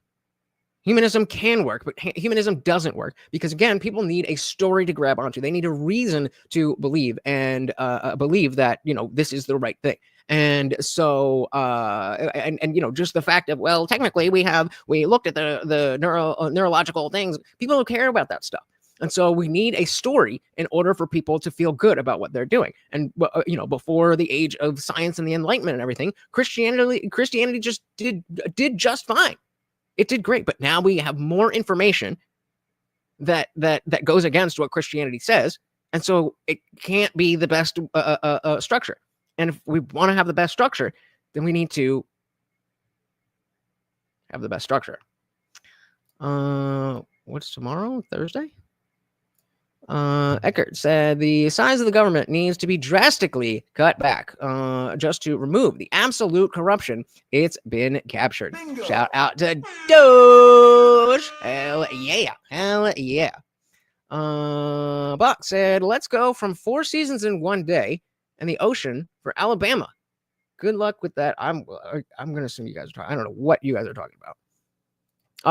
What he's saying. So yeah, let's go from 4 seasons one day for ocean. I mean, he did give the caveat. He is saying like, I don't want you to be in a situation in a place you don't want to be. But also, there is something to be said about just sticking it out. It depends on the person. It definitely depends on the person. People like to live on coast, not in Kentucky. Yep. Not that anybody should be stuck in, some city they don't want to live in. So I get that. So I don't know if it's a good or bad strategy, but I do know it's part of a broader strategy that's called the big sort. And the big sort is to get increased polarization in the country by creating very blue regions and very red regions. Quality Endeavor said, God told me to tell you to give me your money. Okay. If you can prove that it was God. That are more and more estranged from one another. And so you end up with a huge, huge surplus of, say, Democrats in California, huge surplus of Republicans, say, Oklahoma. They barely talk to each other. It's, harder and harder to run things at the federal level. Is that going to be good or bad for us to be able to continue as a single nation? Well, I don't know. I honestly don't know. But that's the plan. Now, there are some subsidiary effects to this program. Before we do that, so I said wokeness is the opposite of gut feeling. It's anything it's overanalyzed. I definitely think the left goes too far sometimes. So no, I wouldn't necessarily say that, because the gut feeling is that if you say I don't think that men should be in women's bathrooms, that you're being racist or you're being sexist or whatever. And that's not. And again, you could be a gut feeling could be right or a gut feeling could be wrong. So I don't think it's necessarily like I don't know if I would put gut feeling and wokeness in general on a spectrum together. I don't know if it would work like that. Unless you can explain what you mean, because I don't get it. Mark said there is a reset button for our government. We just need to collectively push it. Okay, and what is that? What's the reset button?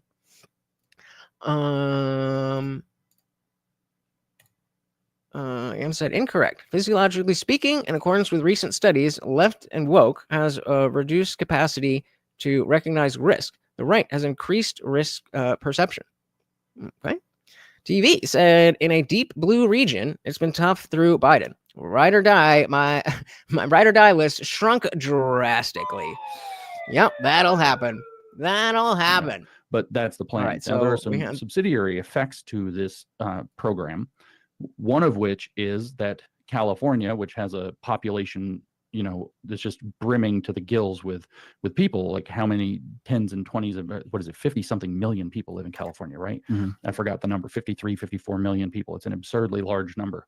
Now imagine if that's safely 75, 85%, because all the conservatives move out and they go to Oklahoma. So now you have, 56 or 54, whatever it is, electoral votes completely locked up in California for sure to the Democrats.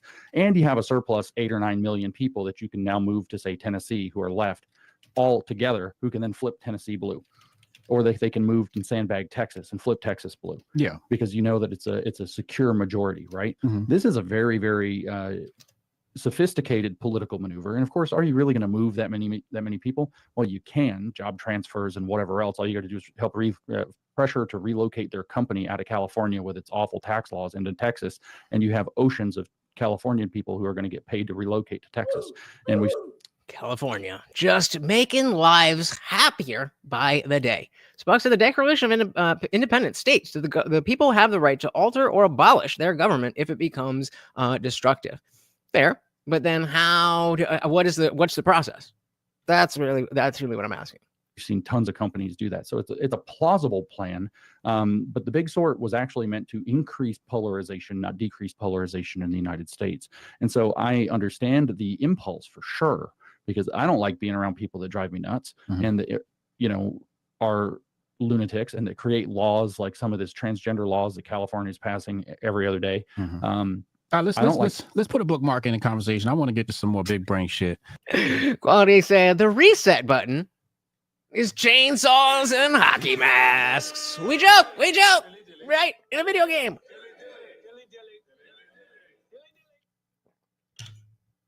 Dilly dilly to you. All right, they said big brain conversations. And guys, we did just cross the 2-hour mark. And we did not hit our goal. But let's say if we can get another $25, I will do 25 push-ups and give Morty his cheese. 25 for 25. How about that? Bullock said no one knows what it looks like. It could go a few ways. I gotta stop. Okay, we're getting. Okay, yeah. We're getting to a point where I'm getting myself confused by like I love that you guys are talking to, but just assume if you're saying something to me and I don't pull it up, assume that I thought maybe it was for someone else and don't feel bad about saying it again.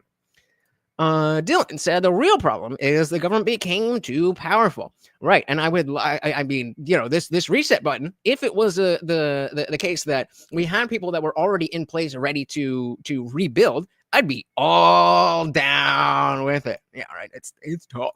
I'd be totally down with that. But the thing is that this is similar to like when the socialists say, well, what will you do when socialism comes in on your farm? They're like, your farm? What do you mean your farm?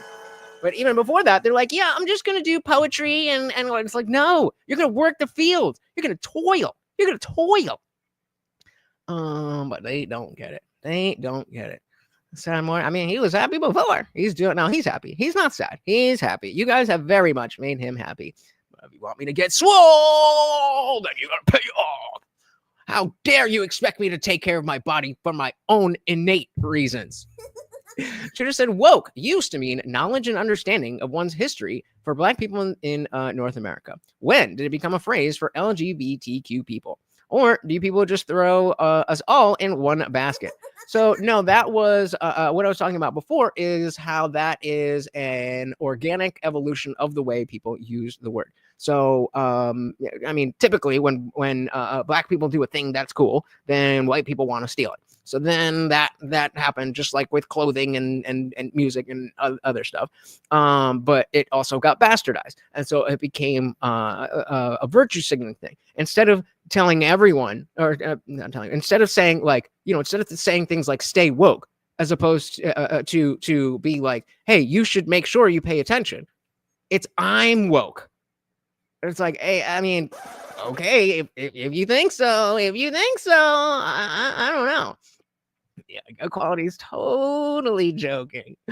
Oh man, you are too much, Equality. You are too much. And then so it came to mean that people who just use identitarian purposes for politics and immutable characteristics to determine what you should think and feel.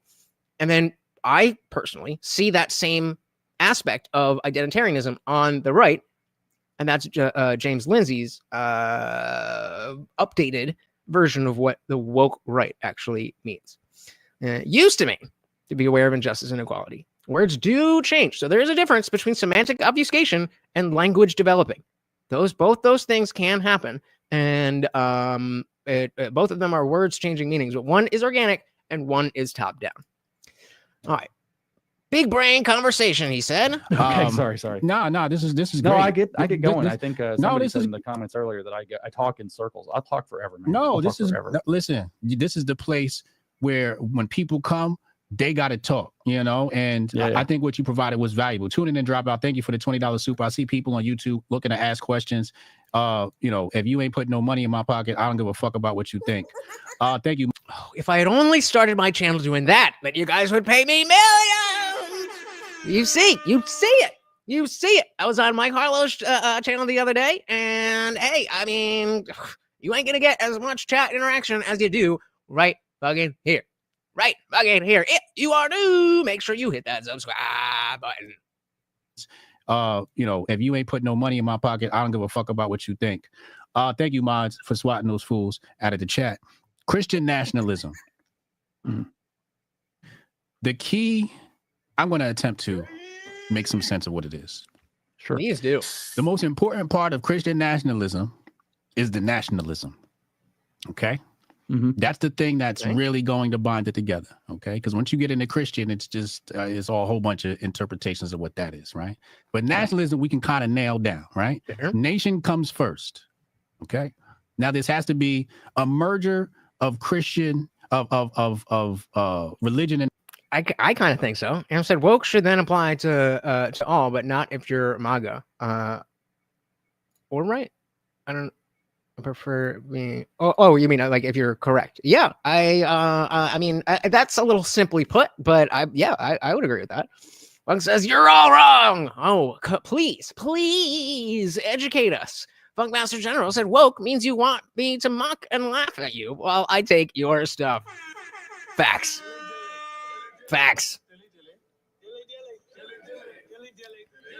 There you go. Klein Devon said, only people with money have valuable opinions. Bingo. Of course, that's how it works, right? What I miss? Stay woke. She said, who is stupid enough not to recognize injustice? I would say people who don't care, or people who don't care, or people who are indoctrinated to believe that injustice is not, in fact, injustice. I don't know. I think that's a pretty good answer. To be a merger of Christian, of religion and the state. Would you agree with that?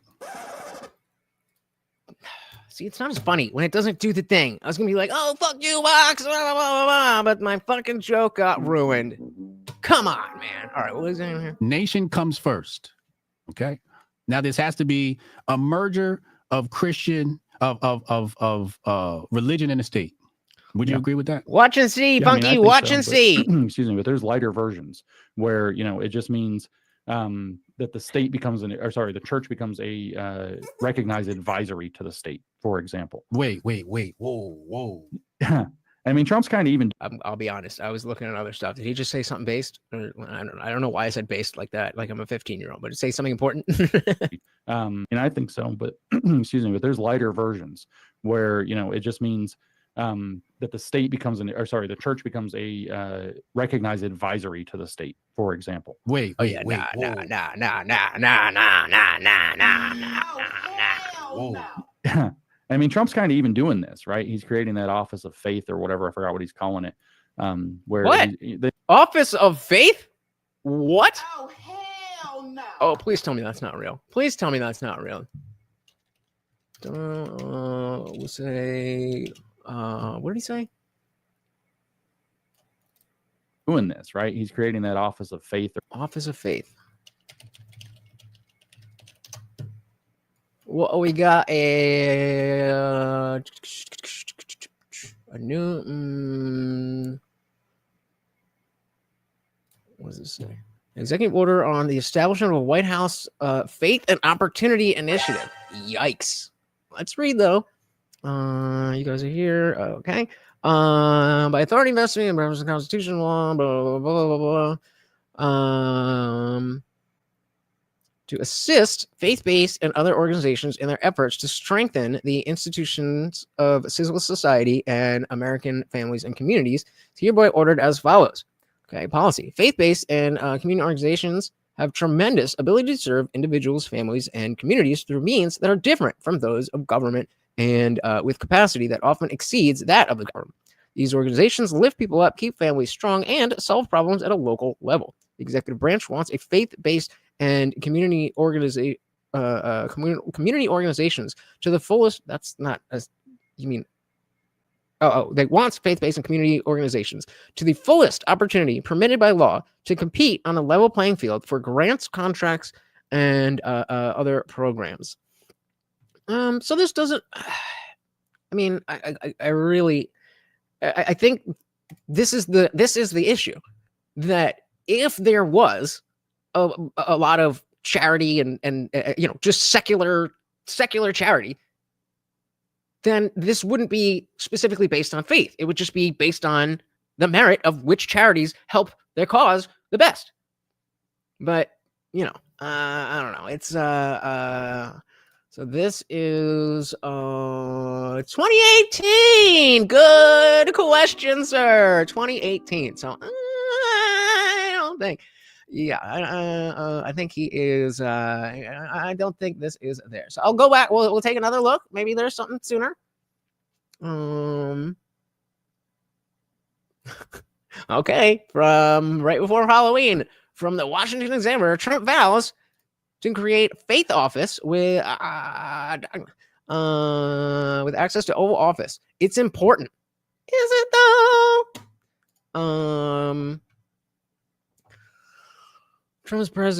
Trump has vowed to give faith leaders a direct line of access to him at the Oval Office should he be elected. Trump promised an interview with the National Faith Summit in Powder Springs, Georgia, Monday after he would reinstate the faith office that he created during his first term. So, okay, I mean, you know, again, if we have really, there's no like, well, just going based on that. If it was already a thing and it's just a matter of helping that which already helps, I don't have an issue with that. It's about pushing the not required, but seemingly required adherence to the faith. I don't think there's anything wrong with that. And it didn't seem like, you know, America got more fucking overly Christian. I think that was more recent because of Biden. So I'm all right with that. I'm all right with that. Whoa. Yeah.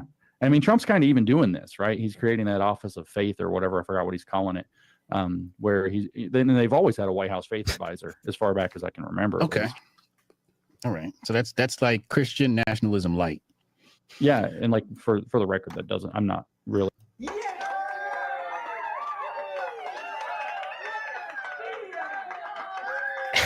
Whoopsies. So, yep, the lobbyists, they're everywhere. For the thing, I thought that was a new thing, but it's from 2018. Box said, money in politics is the #1 problem of our era. I agree. Buckmaster said, I don't hate furries. They're sad, but adorable costumes bring so many laughs to non-broken people. Agreed. Are you saying the bill that we were just talking about is Christian nationalism, or what is Christian nationalism? I'm for nationalism, just not the Christian part. Just not the Christian part. Like we can be nationalists. We could be definitely America rah rah #1 over everything. I think that would be the way to go. It's like Christian nationalism light. Yeah, and like for the record, I don't really object to that. The church is supposed to advise people, so I don't know how you pick who it's going to be. I mean, I know how politics works, so it's going to be something dirty. What could a church advise the government on? What Nothing. could they possibly say? Good question. To government. I can't think of one thing. Well, I can guarantee you. You should put the 10 Commandments in schools. I'm actually behind that now. I want these kids to see exactly, this is what God thought was important? That's stupid. What, in my opinion, it should be is that they should be advising the government to avoid taking steps that threaten religious liberty, because their liberty to practice their faith is threatened by any such thing. Of course, the Constitution backs them up, but you can keep somebody out of a lawsuit that way, at least. Yeah, and if you guys go all the way back, my very first reaction video that I ever did, there was a coach. I think it was like high school soccer, high school football, something like that, where the coach privately did a prayer before all of the games. And he said, so he told the players, you do not have to be part of this, but if you want to, we're going to pray. And he got fired for it. And so my first reaction video ever, when I was still doing that, I was like, yeah, that's fucked up. Like, let him live. Threatened by any such thing. Of course, the Constitution backs them up, but you can keep somebody out of a lawsuit that way, at least. But there's also priorities. So situations where a church doesn't want to marry people of opposite sex, that should not be. I mean, I think that's upon. where you start getting into this, is where you're going to have churches that are going to start advising on positions of morality, where you're no longer talking about illegality or legality, but now you're talking about shouldn'ts and mustn'ts for various faith-based reasons. And so obviously the elephant in that room is going to be the abortion issue. They're going to want to they're going to push that through that. That's going to be the kind of key and core issue. Then there's the stuff kind of tied. Yeah, I'm not about that. There's all the science in the world that empirically, yes, abortion is a murder. It is a human life. It has unique DNA. It is not your body. And that's not your choice. Christianity only gives the Christian reason only gives the lefties and the pro-abortion people a reason to be stronger in their argumentation. Matthew King, welcome. Very good to see you, sir. So I think if the church wants access to the Oval Office, they should help fund it. Dilly to that. Yeah, if we get rid of every church's tax-free status, then we could do that. That would be reasonable. Box said, I'm also pro commandment at the courthouse again. They took ours off years ago now. Yeah, I mean, put it right there. I'm all for that. TV said the church is saying get that flow supplements. Now that I know they're not candles. Yeah, see, now I get it because we're on the same page. All right. 15 minutes. Yep, same. I'm coming full circle. Box said Cecil Richards, prominent women's rights activist and former Planned Parenthood president, dies at 67. Oh no. And the babies cheer. Babies everywhere cheer. No, I don't like, people are people, but like, exactly. All right. Am I getting a compliment from Oh man, the way I have my thing set up is that the Rumble chat is hidden a little bit behind the StreamYard window. So I can see that equality, and of course equality and difference, because vagina is a very long name, so that takes up most of the line. So I can see you have a good. I was like, oh, am I going to get a compliment now? But tied to that, that's not the same issue, but it's related. Surrogate parenting. Anyway, she said you have a good night. So you also have a good night. I was getting ready to be, whatever. But what are they cheering with? Who's their hands? Like what? Answer, I don't like abortions, but I also don't like undesirables having offspring. Yep. But if only I definitely would be in favor of some kind of litmus test in order for you to have to get a license or not a license per se, but like I'm half serious in the sense that I don't want the government telling you who can and cannot have children. But I'm just saying, like, just a little bit something to make sure that the worst people, the undesirables, don't have children. Like, come on, man. Buckmaster General said, "Oh no, not Cecil Richards. I never got to kick her in the cunt." Oof. Dylan said, pro tip, if you can't spell pregnant, you don't need to be anywhere near a delivery room. Well said. Kind of tied to that, that's not the same issue, but it's related.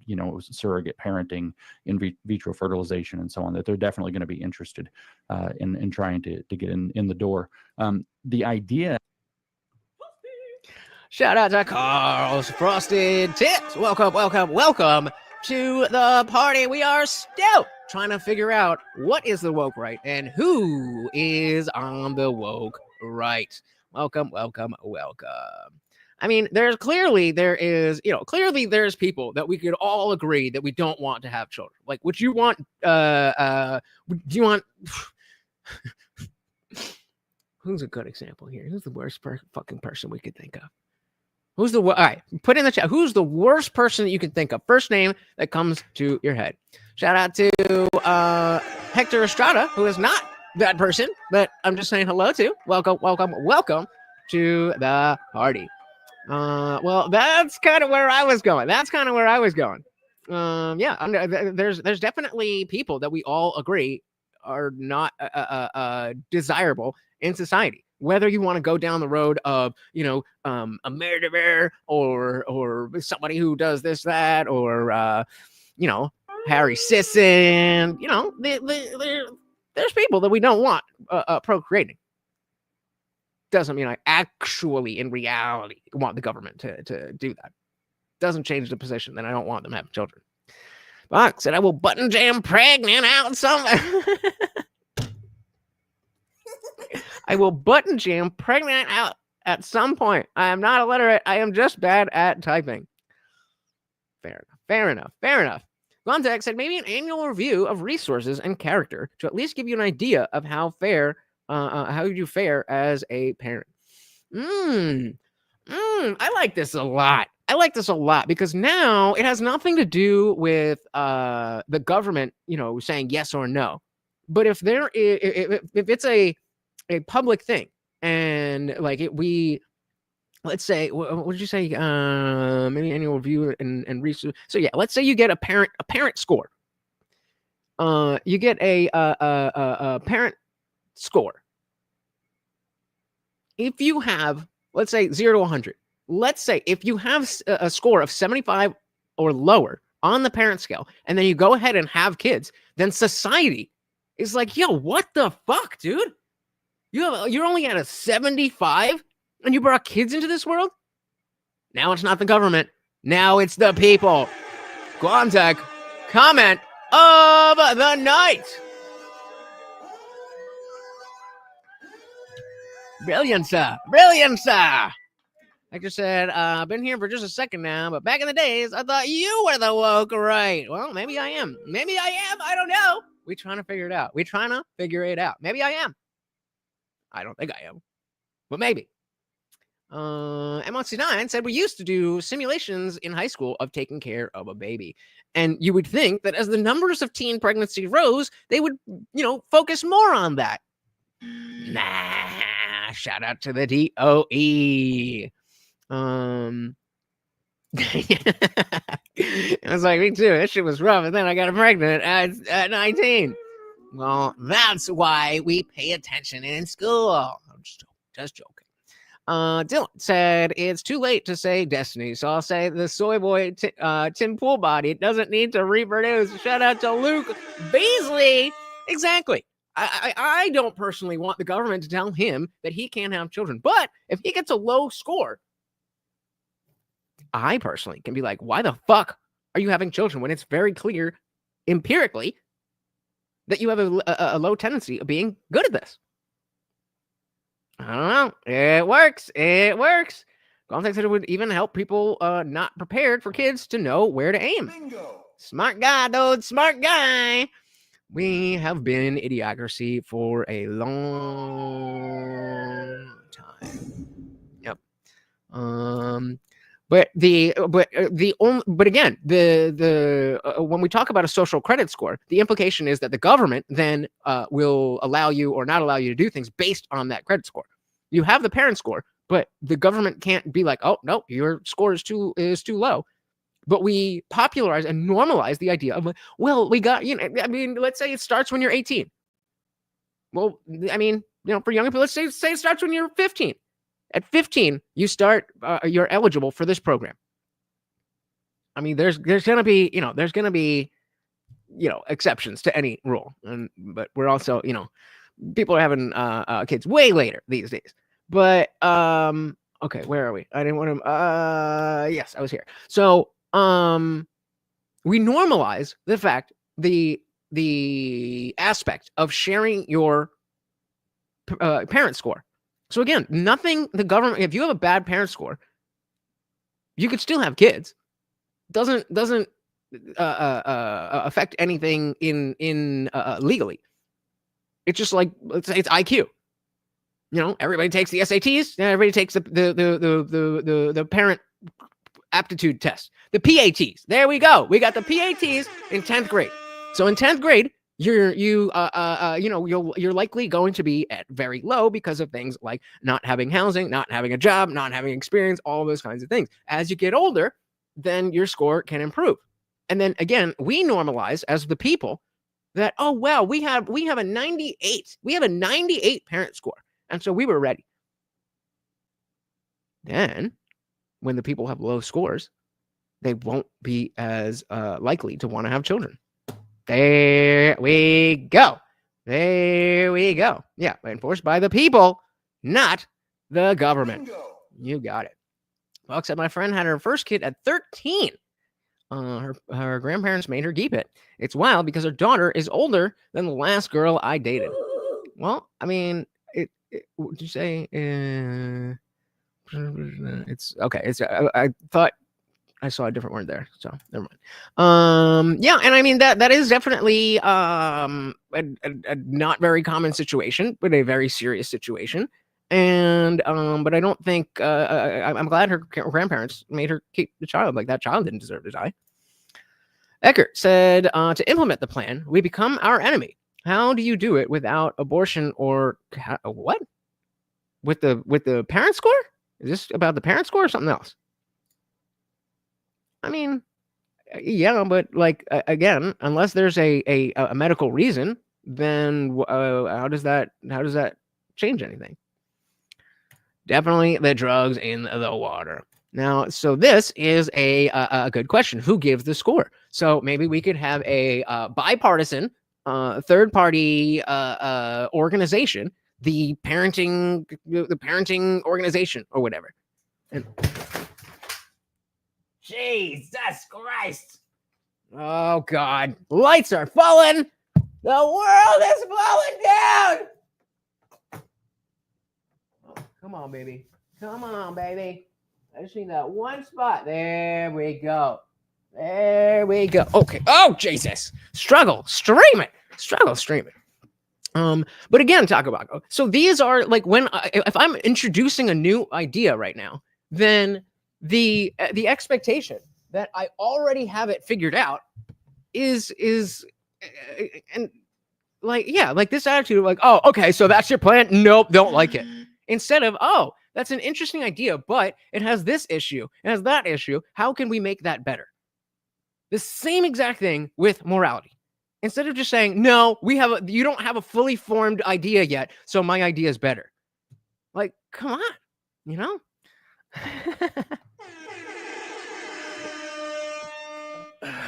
Good one. I mean, unless they're watered down with fentanyl, but watered down is the right term. TV, thank you so much for hanging out. You have a good one. Again, a good question. I don't know. Let's talk about it. One thing said, it wouldn't be about giving a score. It would be a review to show you where you're at on the scale. Yeah, I like it. All right, let's dive back in here. Is there anything? Boom. Well, when I say kept it, I mean as opposed to aborting it. So ideally, it would be you keep the fetus, birth the child, and then adoption. Keep it meaning not aborting. Monk said I would fail that class. Apparently, you're not allowed to make children dig trenches. Maybe that's a problem with the law. Get rid of child labor laws and make America great again. We're not keeping that. Nobody is keeping anybody from doing anything. Nobody's keeping anybody from doing anything. You just have the score. And then when people ask what your score is and it's low, then you get shit for it. And then more undesirable people, or rather more people who are not do not have the aptitude to be good parents, will want to have children. And said, I think if we focused a lot more on teaching finances, then maybe kids would just need a bit of correlation training. Very possible, and cannot go wrong teaching kids, or adults for that matter, finances. All right, let's dive back in here. same issue, but it's related. You know, it was surrogate parenting. Let's see what other chapters we have here. If there's anything, so we got okay. Okay. Let's switch to informed consent on gender transitions because we are past, guys. We are past the 2.5 hour mark. So if you would like to keep the party raging, you know how to do it.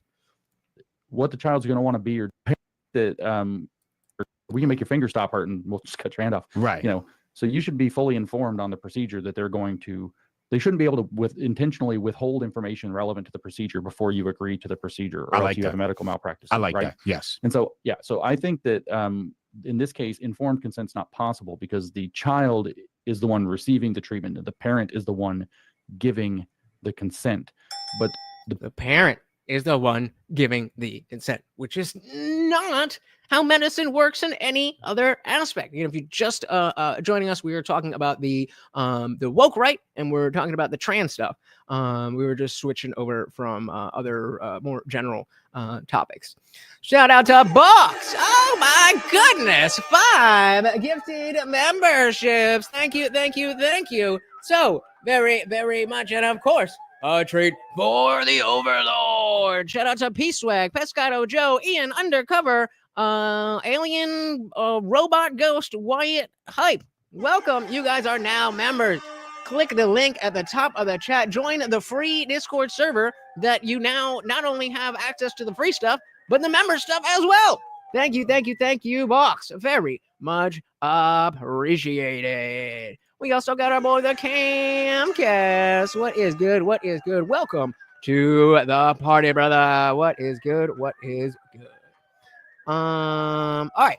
Let's see what they're talking about. the parent has no way to know what the future state of that child, what the child's going to want to be or do when they grow up. You look at these detransitioners, right? They're always asking, where was the adult in the room? It wasn't the medical profession. It wasn't the schools. It wasn't my parents. Where is the adult in the room who said, you know, in 5 years, you might regret this? And so, you know, a lot of these kids go through this. They get their breasts slopped off. They get their genitals messed with. They, you know, take what they call hyperphysiological doses of cross-sex hormones or puberty blockers. Shout out to Box. Added you to the sponsor spot for the 6 gifted memberships along with our boy the Master General, sponsors of the stream.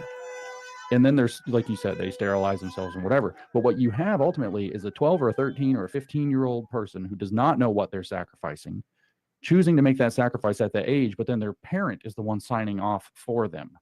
And there's a mismatch there. I do not believe that the patient receiving the treatment can have the informed consent necessary to undergo that particular treatment. Now, I agree with you about the expansion of government and state interference of power point. So I don't agree with you about the conclusion. So I do agree with you about the other part. On this point, to me, you woke right. Because you worried about somebody else's kids. Somebody else's kids is their business. You need to mind your Nah.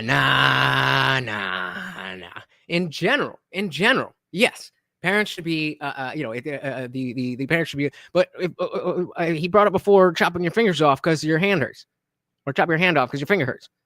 Nah. There are levels to this shit.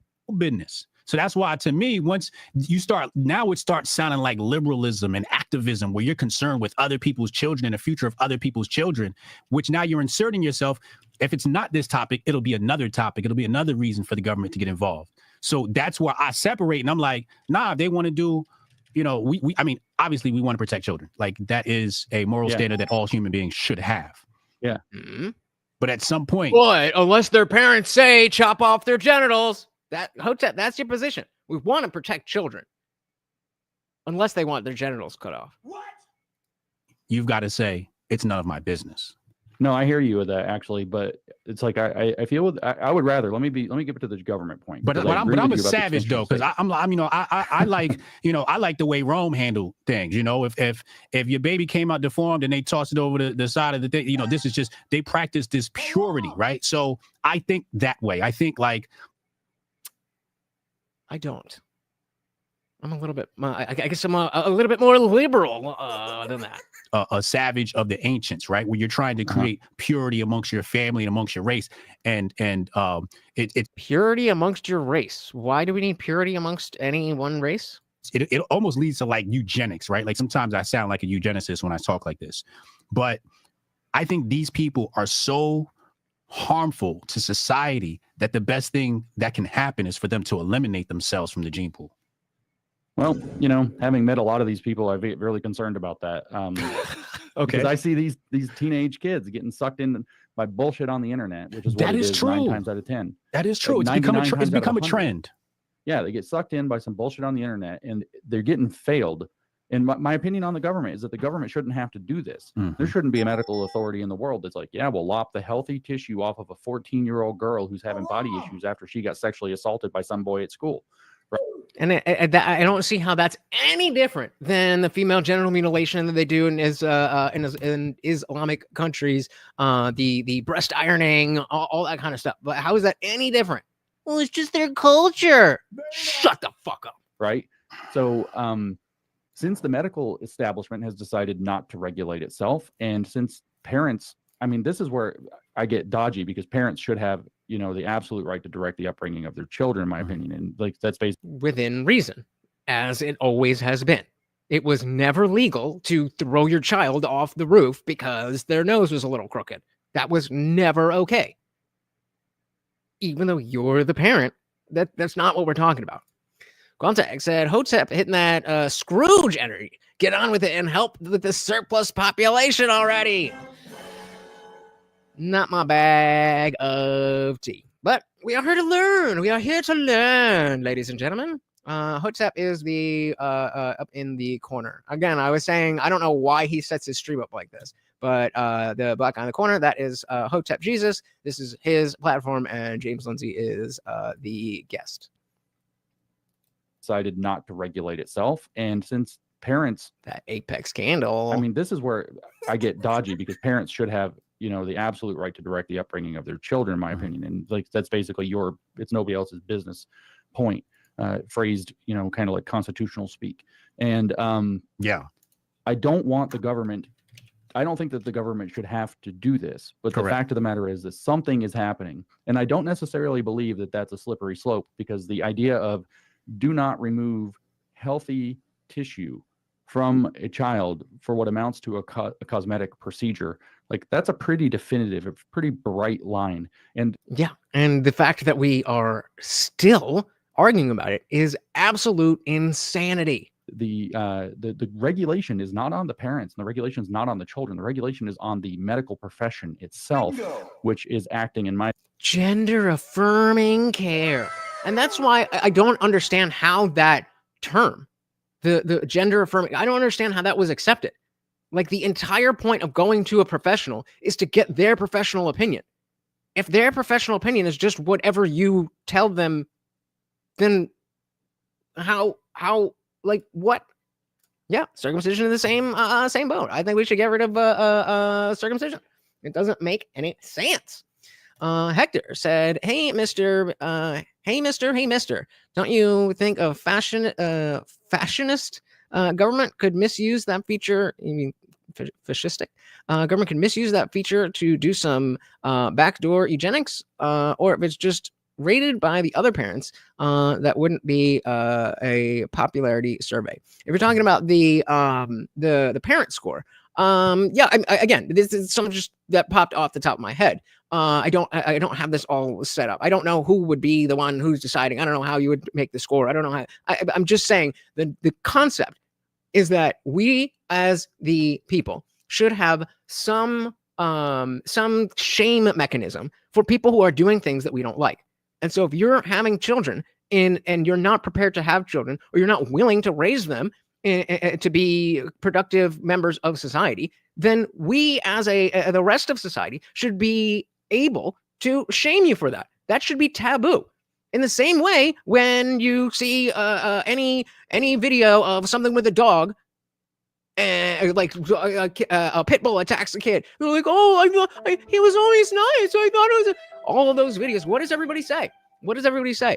Oh, the parents are this, that, and they judge the parents, and that's okay. We are okay with being with judging someone who puts their baby next to an untrained dog. I think it should be equally okay for us, again, the people, not the government, but us, the people, to determine, hey, we don't like that you had children when you have this parent score. How do I know how that works? No, I'm just saying the idea itself. Box and you but Hector, you are right. If it was the government, then it would be fascism. But that's what I'm talking about, just the people. Box said, it took me so long to realize I was cut. It was never talked about. I had a girlfriend tell me at like 14. She was like, wow, you're amazing. You're amazing foreskinless penis.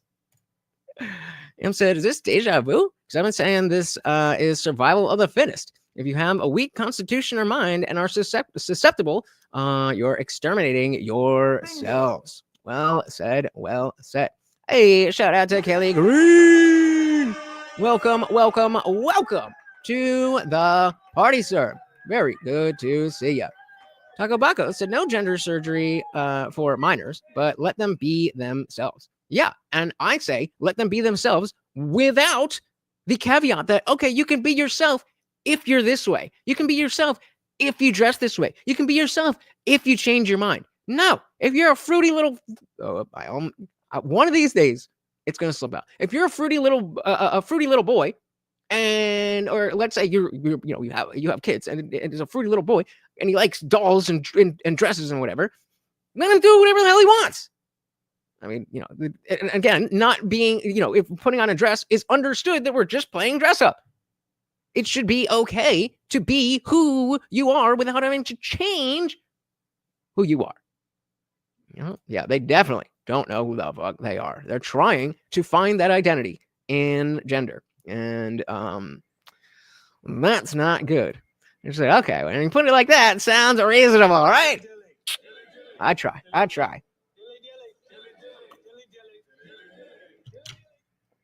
my goodness. Contact said, convince the people to use eugenics on themselves. Horrifically brilliant or evil, plain evil. Whatever works, baby. Whatever works. Yeah, circumcision is creepy, especially the way that when they the Jewish people who like have to suck it off. Like what? Like oh hell no. Shout out to Chester. I don't know. Somebody hit him up and tell him to come through. Quantek said, I mean, the elites fully admit that if you're willing to fall for the bullshit, that they believe you deserve it. They just provided the choice. Indeed. Said circumcised penises are a perfect example of why influence thwarts live and let live. Okay, fair. Okay. Can you elaborate? I don't fully understand the connection. See that I mean, when it comes to live and let live, like I have no issues with you doing that. If I had a daughter, I would never do that. But whatevs, like that's cool. I'm sure it was fun. Tagabako said exactly. If your male child wants to wear a dress and go by she, it doesn't make them not a male, but they're able to identify how they want. But again, a child does not have a frame of reference for what do I identify as. A child just sees, ooh, pretty nails, pretty sparkles. I like that thing. It's not about identifying as this or that. The go by she should not be a thing that is in children's minds. It should just be, yeah, you're a boy, you have a penis, you also like dresses, your name is John, John likes dresses. That's okay. That's how it, that is how true acceptance of the self would be. If you have to chop yourself up, then yeah, right. Get that spelling right. If you have to chop yourself up to be who you really are, then clearly it's not who you really are. Yeah, King said it seems like it could and absolutely does confuse too many children. Too many. All right. Let's see. That regulation is not on the children. The regulation is on the medical profession itself, which is acting, in my opinion, in gross malpractice based on activist perversion of their core principles. Yeah. First, do no harm is supposed to be the first principle of medicine, and you've got to mentally ill or traumatized. A lot of times, these are girls, right, who got felt up. at school, or some teacher, or some coach, some weirdo feels them up. They get horrified about their own body, as a lot of young women do as they go through puberty as it is. And you got these weirdos on the internet telling them, well, maybe it's actually, there's a way out of this. And then because it's imagination to wear, dress, and use pronouns. That's something you can actually do. Gender is used for identification, not explicitly sex. Fair. But again, why does the child need to know that? You can know that. Why do you need to introduce the notion of, well, are you this gender or are you that gender? They don't fucking know what color they like.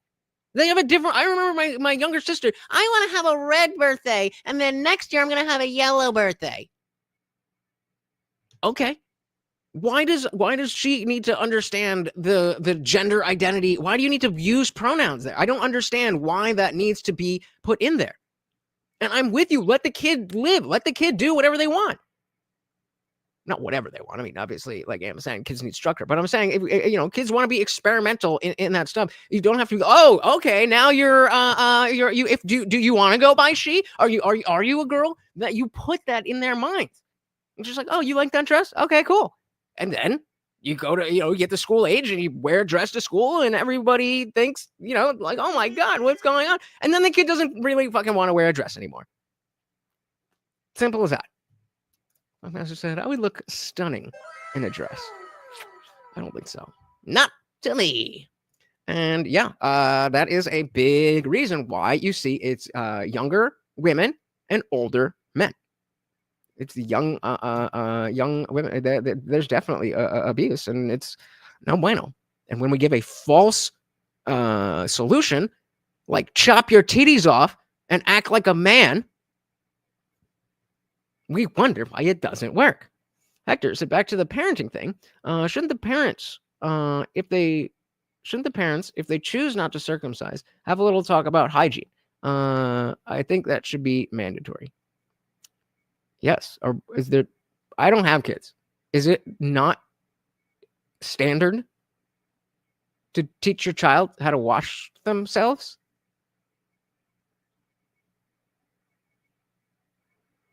Whether you're circumcised or you're not circumcised, you should still clean your dick. I don't know who needs to hear this. But circumcised or not circumcised, wash your fucking dick. As well as the rest of your body. Hey, call, and we speak of the devil. Welcome.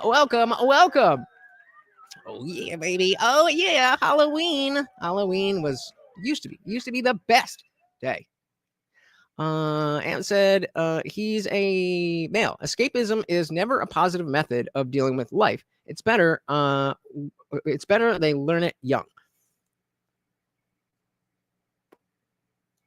Well, but again, if we're talking about dealing with life in the sense that there's a hardship, I agree that the child should learn to face that head on.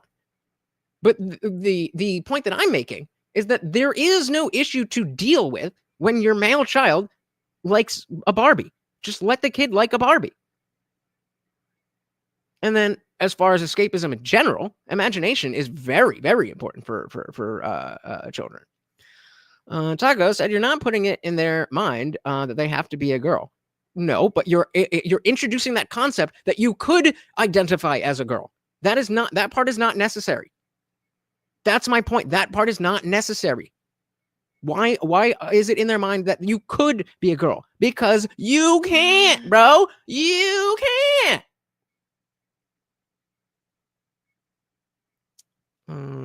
Taco goes on to say, you're acknowledging what they say and taking it seriously, that they know who they are better than you. Well, they don't, though. They don't know better than you.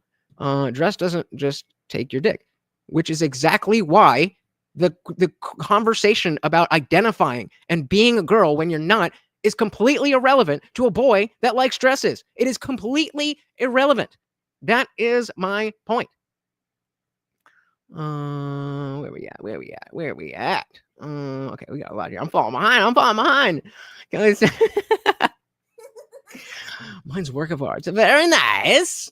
Yeah, exactly. I would have thought, I don't have kids. But I would think that cleaning yourself in general is part of parenting. I said, imagine having your own boobs and cutting them off for no legit reason. It's unfathomable. Agreed. And so what makes you think that child needed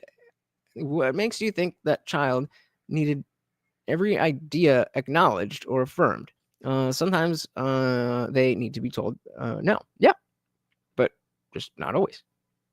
And just because there's something they do that they are allowed to do doesn't mean that we should introduce all these high-minded sexual or gender discussions to them. Like I said, what is put in their mind is that dresses are just for girls and not for boys. Not anymore. Just be normal and let your child be themselves. You don't have to force it. Just be a decent parent. Yes.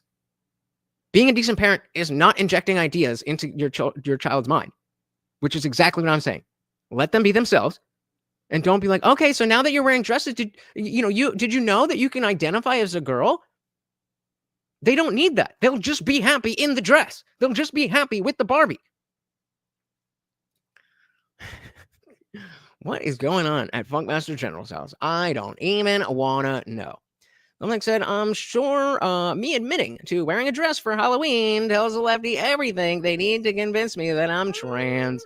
Of course, you actually are, and you're repressing your memories, and it's actually really helpful. And if you if you don't transition, you might end yourself. So we really care about you. We really care about you, and that's why we want you to spend $7 million to be a lifelong patient. It's a coincidence that I looked fucking fabulous. Okay. Hector said, well, I've heard people sometimes need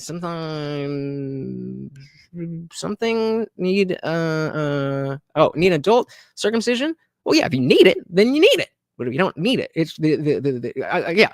So allow me to clarify. I do not think a circumcision should be illegal. I think the practice of doing it by default on children should not be the standard.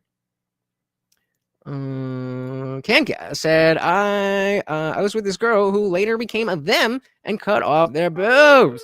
She called me on Snap once, and she said she missed them. And I just said, same. Oh, wait. I pressed the button, and I didn't drink.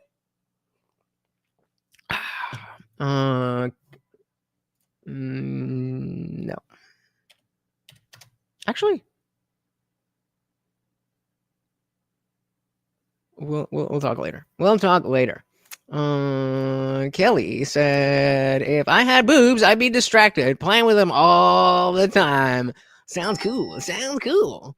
Takabago said, nah, you won't end yourself. Just in your head, sweetie. You'll grow out of it. But again, no. You don't need to grow out of it. You also don't need to go by she. You can just do it. It's America. If you're a man and you want to wear a dress, you can just wear a dress. You don't have to grow out of that. You're projecting that I'm trying to say that it is bad for a child. I'm saying the exact opposite.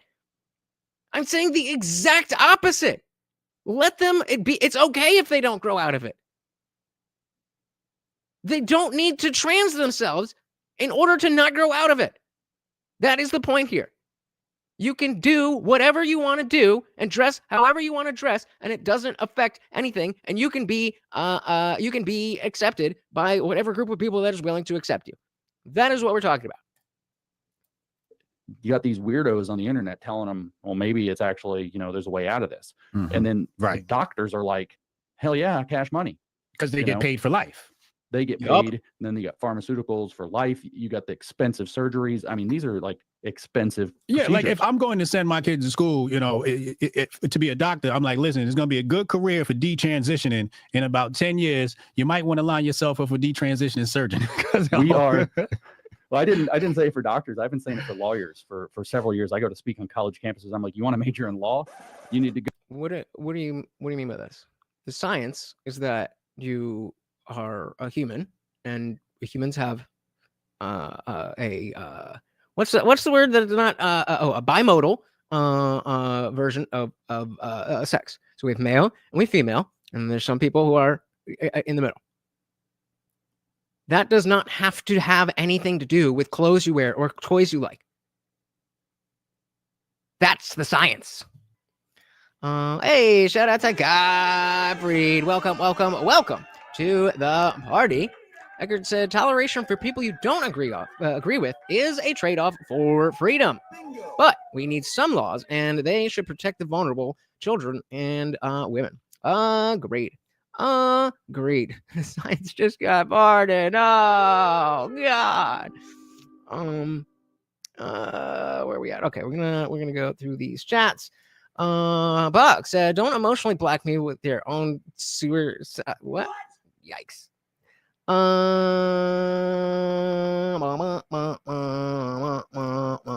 And said, 10 states are enacting MAID like Canada.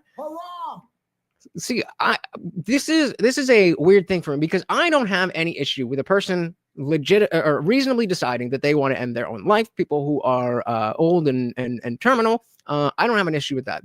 The problem, as always, is when the government gets involved. I don't like that it's there's an incentive for the government to push you to do that. That's the issue. Taco Bago said it's becoming clear that right-wingers think trans mean cutting off your... Yep, we have no idea what trans is. It's not like we've been talking about it nonstop for 3 years. Projection. It's almost like left-wingers don't understand that right-wingers don't think trans mean cutting off your dick. It's just a euphemism it's a mode of speaking, and it's about introducing the concepts. How many times did I say that? Introducing the concept. We need to listen. That's why I have 2 ears and 1 mouth. Eckert said the left has become anti-everything. Most of this is reaction to what they deem oppressive. Yep. Men, the right, yeah, it's all so oppressive. You have to let me introduce the notion that my 7-year-old has to determine whether they are a male or whether they are a man or a woman or a boy or a girl or a they, them or a binary or a... Yep. I'm just oppressive. Spot on, Eckert. Trey said, man, I think you have to find the balance between letting your child explore themselves and keeping some control on what your child is doing so you can keep them from going overboard. I mean, common sense right there. Resurrected.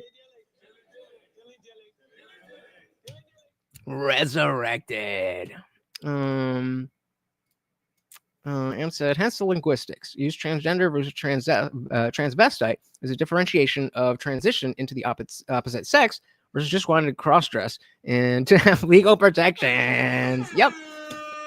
Gender is what you're born with, sex is the observation of your organs and the orientation of the reproductive process that your body is capable, and gender is a made-up term that it used to be directly tied to male and female. We had men and women, and then we had of course the people who didn't feel like they fit in that, but then we had trans people that were like, I'm a man who feels like a woman, or I'm a woman who feels like a man, but then it just stopped having any meaning. So yeah, there you go. Kelly Green said, I think people are at risk of others convincing them of the wrong ideas about ending your life. That's why it's actually scary. Bingo. It's cult-like. Yep. MAID is evil. Very evil. Box said, if I don't get X or Y, if you don't do A or B, then I will do S or N. It's basically the math of the trans folks and their forever yeet dreams.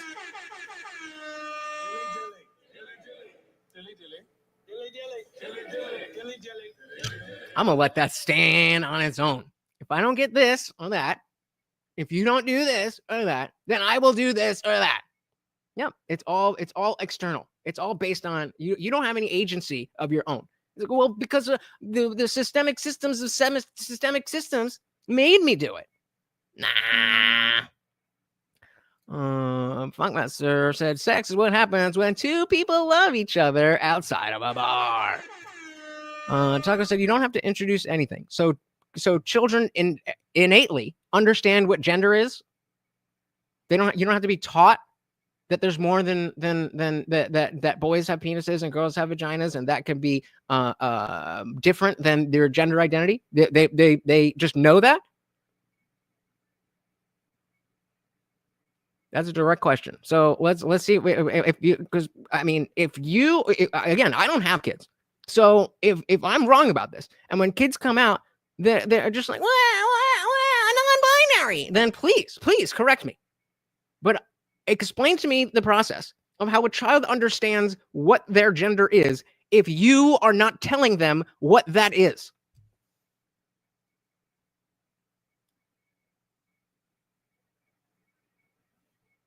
I'm going to start this. We are waiting for an answer from that, but I don't think we're going to get one.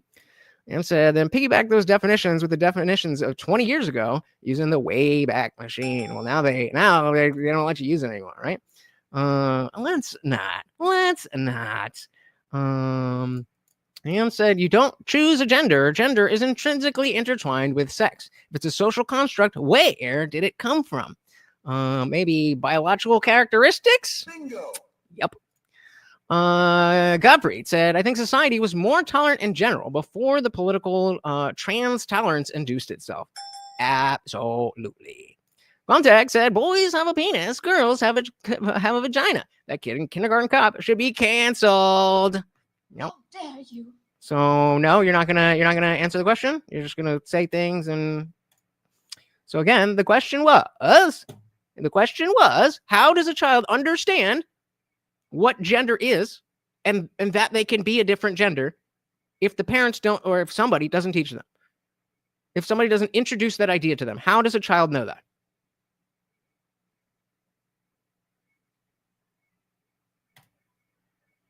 Oh, did I miss this one? Okay. Babies aren't born thinking punishment. What? Who's thinking punishment means boy? What the fuck does that? What? Oh. Well, exactly. So how do they learn? How did they learn what Guantak's talking about? How did they learn that? Is it just revelatory? Does it just come from God? Or does somebody introduce it to them?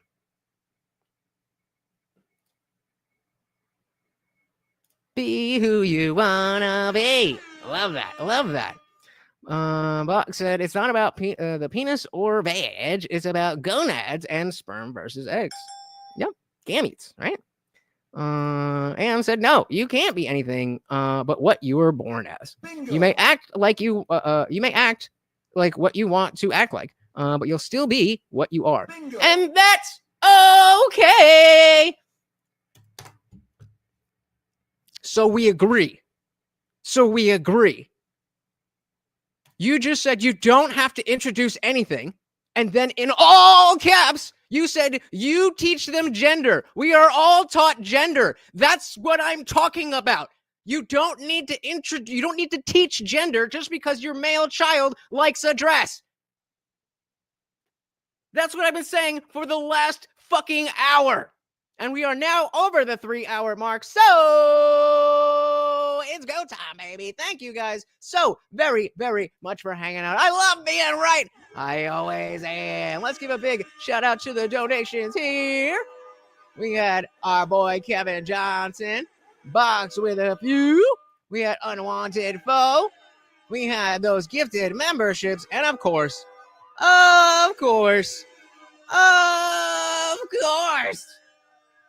from Master General. Yeah, I'm learning that you're a fucking idiot that just, you just lost your own argument. It literally says, we don't do that. And then all caps, you teach them gender. I know, that's what I was saying. Oh my goodness. You guys are non-stop fun. Trey said, with my son's uncle being trans, we had the trans talk early. And that's fine because of the exactly, Am. Because now it's there, so that begs the explanation. Sans a trans, No explanation is necessary. Let them play with whatever they want to play with. And it's okay for boys to like dresses. It's okay for boys to like dolls. It's okay for boys to like pink. And it's okay for boys to like to paint their nails. Do I think it's gay? Of course. But go and be gay. Who gives a shit? You don't need to identify as anything and wrestle with who you identify as. You are you. You are you. That is all you can be. Whatever you choose to do with that is your choice. Well, I appreciate the effort anyway, brother. Dude, boys are awesome, or dude, boys are awesome. Boys being boys. All right, guys, it is time for the after party. Make sure you are a member. I know 5 of you got gifted memberships. If you are not a member, guys, it is absolutely free. Come on through. We are constantly having Yo, hey, let's go to the after party. I want to hear about this. Thank you again so very, very much for hanging out, guys. I know that you could be doing anything with your life right now, but you're here hanging out, and that means the world to me. A big shout out to everybody who was here. Again, I do really appreciate it. And a special thanks to anybody who opened their wallets and gave me their hard-earned money. The Overlord and I really do appreciate it. Once again, guys, that is the Overlord, aka Morty, and I have been your host, Lutch, aka the Indian Jesus. Here to resurrect the second coming of common sense. If you are new here, please do hit that subscribe. We are on the way to 5K. The rest of you, I will see you in the after party. But until then, until next time, we are out of here. Peace.